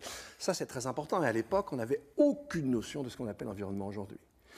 Quand on parlait de nuisance, nuire à la liberté d'autrui, c'était une nuisance immédiate et détectable par les sens. Aujourd'hui, vous avez des nuisances à distance, dans l'espace, dans le temps. Elles ne sont absolument pas prises en compte par ce principe. Or, c'est précisément gênant parce que c'est la liberté d'entreprendre qui occasionne ces nuisances à distance, dans l'espace et dans le temps. Alors, encore une fois, loin de moi l'idée d'aller, si vous voulez, de dire on n'a pas besoin de liberté d'entreprendre, c'est idiot. Et notre confort, on le doit à ça. Simplement, la situation est différente aujourd'hui. Et là, je voudrais m'inscrire aussi en faux contre l'idée, si vous voulez, que ça n'a pas tellement d'importance d'inscrire ça dans la Constitution, parce qu'au contraire, si nous sommes confrontés au constat dont je suis parti, c'est précisément parce qu'on a absolutisé la liberté d'entreprendre. Si vous prenez l'Ancien Régime, on n'avait aucune difficulté à fermer une fabrique. Aujourd'hui, avec la Chine qui sait le faire. Hein. Aucune difficulté. Tout simplement, on a construit tout au long du XIXe siècle, on a sacralisé en quelque sorte la liberté d'entreprendre. Or non, c'est une liberté comme les autres, elle est fondamentale. Il n'y a pas d'humanité sans activité économique, mais ces activités économiques peuvent être nuisibles. Et il faut d'autant plus s'en souvenir que, si vous voulez, il n'y a pas qu'une manière de faire de l'économie. Comme l'agriculture, je suis désolé, il y a bien des manières de l'entreprendre. L'économie aussi. Donc il y a des façons qui sont conciliables avec d'autres objectifs et d'autres qui le sont beaucoup moins. Et c'est la raison, exactement la raison pour laquelle j'étais parti de ça, pour laquelle nous sommes dans cette situation. Donc au contraire, là, on est dans une reconstruction sans doute autant long, pour autant que ça nous soit permis, d'un édifice juridique qu'il va falloir faire évoluer. Et en introduisant à l'article 1, alors encore mieux effectivement avec l'adjectif écologique, mais les principes dont il était question, c'est faire évoluer, c'est faire un premier pas en direction d'un changement progressif de notre édifice juridique, parce qu'effectivement, il a donné des fruits géniaux, mais aujourd'hui, il commence à donner des poisons. Voilà, merci de votre attention. Bien, merci beaucoup. Est-ce que certaines questions n'ont pas trouvé réponse ? Oui, c'est vous qui avez posé la question sur le... Si, je crois que c'était le problème du principe de précaution, Michel l'a redit tout à l'heure, c'est plutôt l'inverse de ce qu'on dit, c'est-à-dire c'est le fait qu'on l'applique. Et la raison pour laquelle on ne l'applique pas, c'est celle que je viens de dire. C'est tout simplement la contradiction entre ces libertés. Alors, est-ce qu'il y a des questions auxquelles vous voudriez absolument une réponse, Monsieur Chaise, sur le numérique? Pourquoi on parlerait plus d'environnement que de numérique? Encore une fois, si vous faites la hiérarchie, imaginez que les choses aillent mal sur le plan du numérique. Alors effectivement, par exemple, si la France est trop déclassée sur ce plan-là, sur un plan économique, c'est une véritable catastrophe. Mais là, on est en relation avec l'économie de façon générale.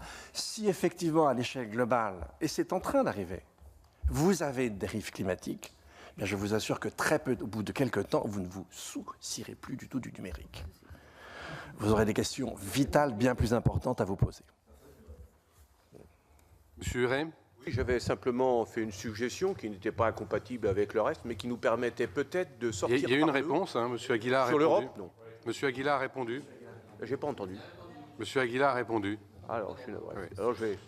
Monsieur Dantec? Oui, sur la capacité de recours devant le Conseil constitutionnel, suivant la manière dont est écrit l'article 1, je trouve qu'on n'avait pas vraiment eu de réponse, même si on a parlé un peu de la QPC. Je n'ai pas entendu la fin de la question. C'est-à-dire, la question, c'est quel niveau de recours devant le Conseil constitutionnel sur un certain nombre de lois par rapport à la manière dont on écrit l'article 1. Oui, monsieur Aguilar veut bien répondre. Non, mais finalement, Didier vient de dire, on verra. C'est difficile de répondre parce que, oui, si vous voulez, ce qui est certain, c'est qu'on renforce les outils juridiques à la disposition du Conseil constitutionnel, du juge, et simplement, très souvent, dans 90% des cas, aucun principe n'est absolu, et donc il est en train de mettre en balance tel principe avec tel autre. Donc là, ce qu'on est en train de faire, c'est de renforcer le poids dans cette pesée de ce principe. Mais c'est difficile, il n'y a pas de prédictibilité de savoir est-ce que mécaniquement il en tirera. Tout dépend, c'est de la casuistique au cas par cas de chaque dossier. C'est sûr que ça aura un effet, comme l'a dit Didier, ça aura un effet. Maintenant, ça sera au cas par cas.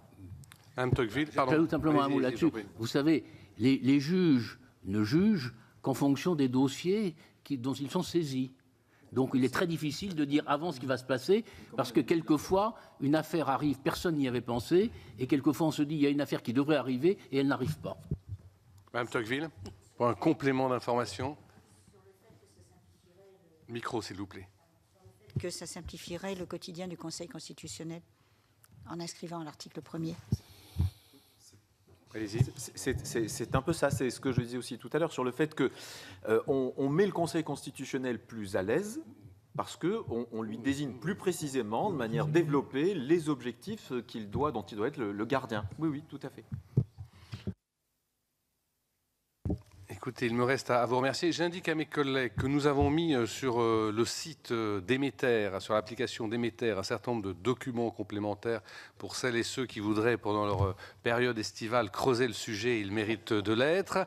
Il y a notamment une étude du Conseil d'État qui a été mise en ligne sur la prise en compte du risque dans la décision publique et surtout une étude qui a été faite par les services du Sénat, une étude de législation comparée sur l'inscription constitutionnelle des enjeux environnementaux. Donc ça répondra à un certain nombre de questions qui ont pu être posées pour savoir si dans d'autres pays la question avait été abordée et comment. Et puis on a mis aussi la tribune de M. Hulot et de Mme Belloubet qui explique bien les motivations du gouvernement pour l'inscription de ce principe à l'article 1er. Voilà, merci encore messieurs les professeurs, merci mes chers collègues. Je crois qu'on peut tous souhaiter bon courage aux rapporteurs parce que le travail n'est pas simple. Merci beaucoup.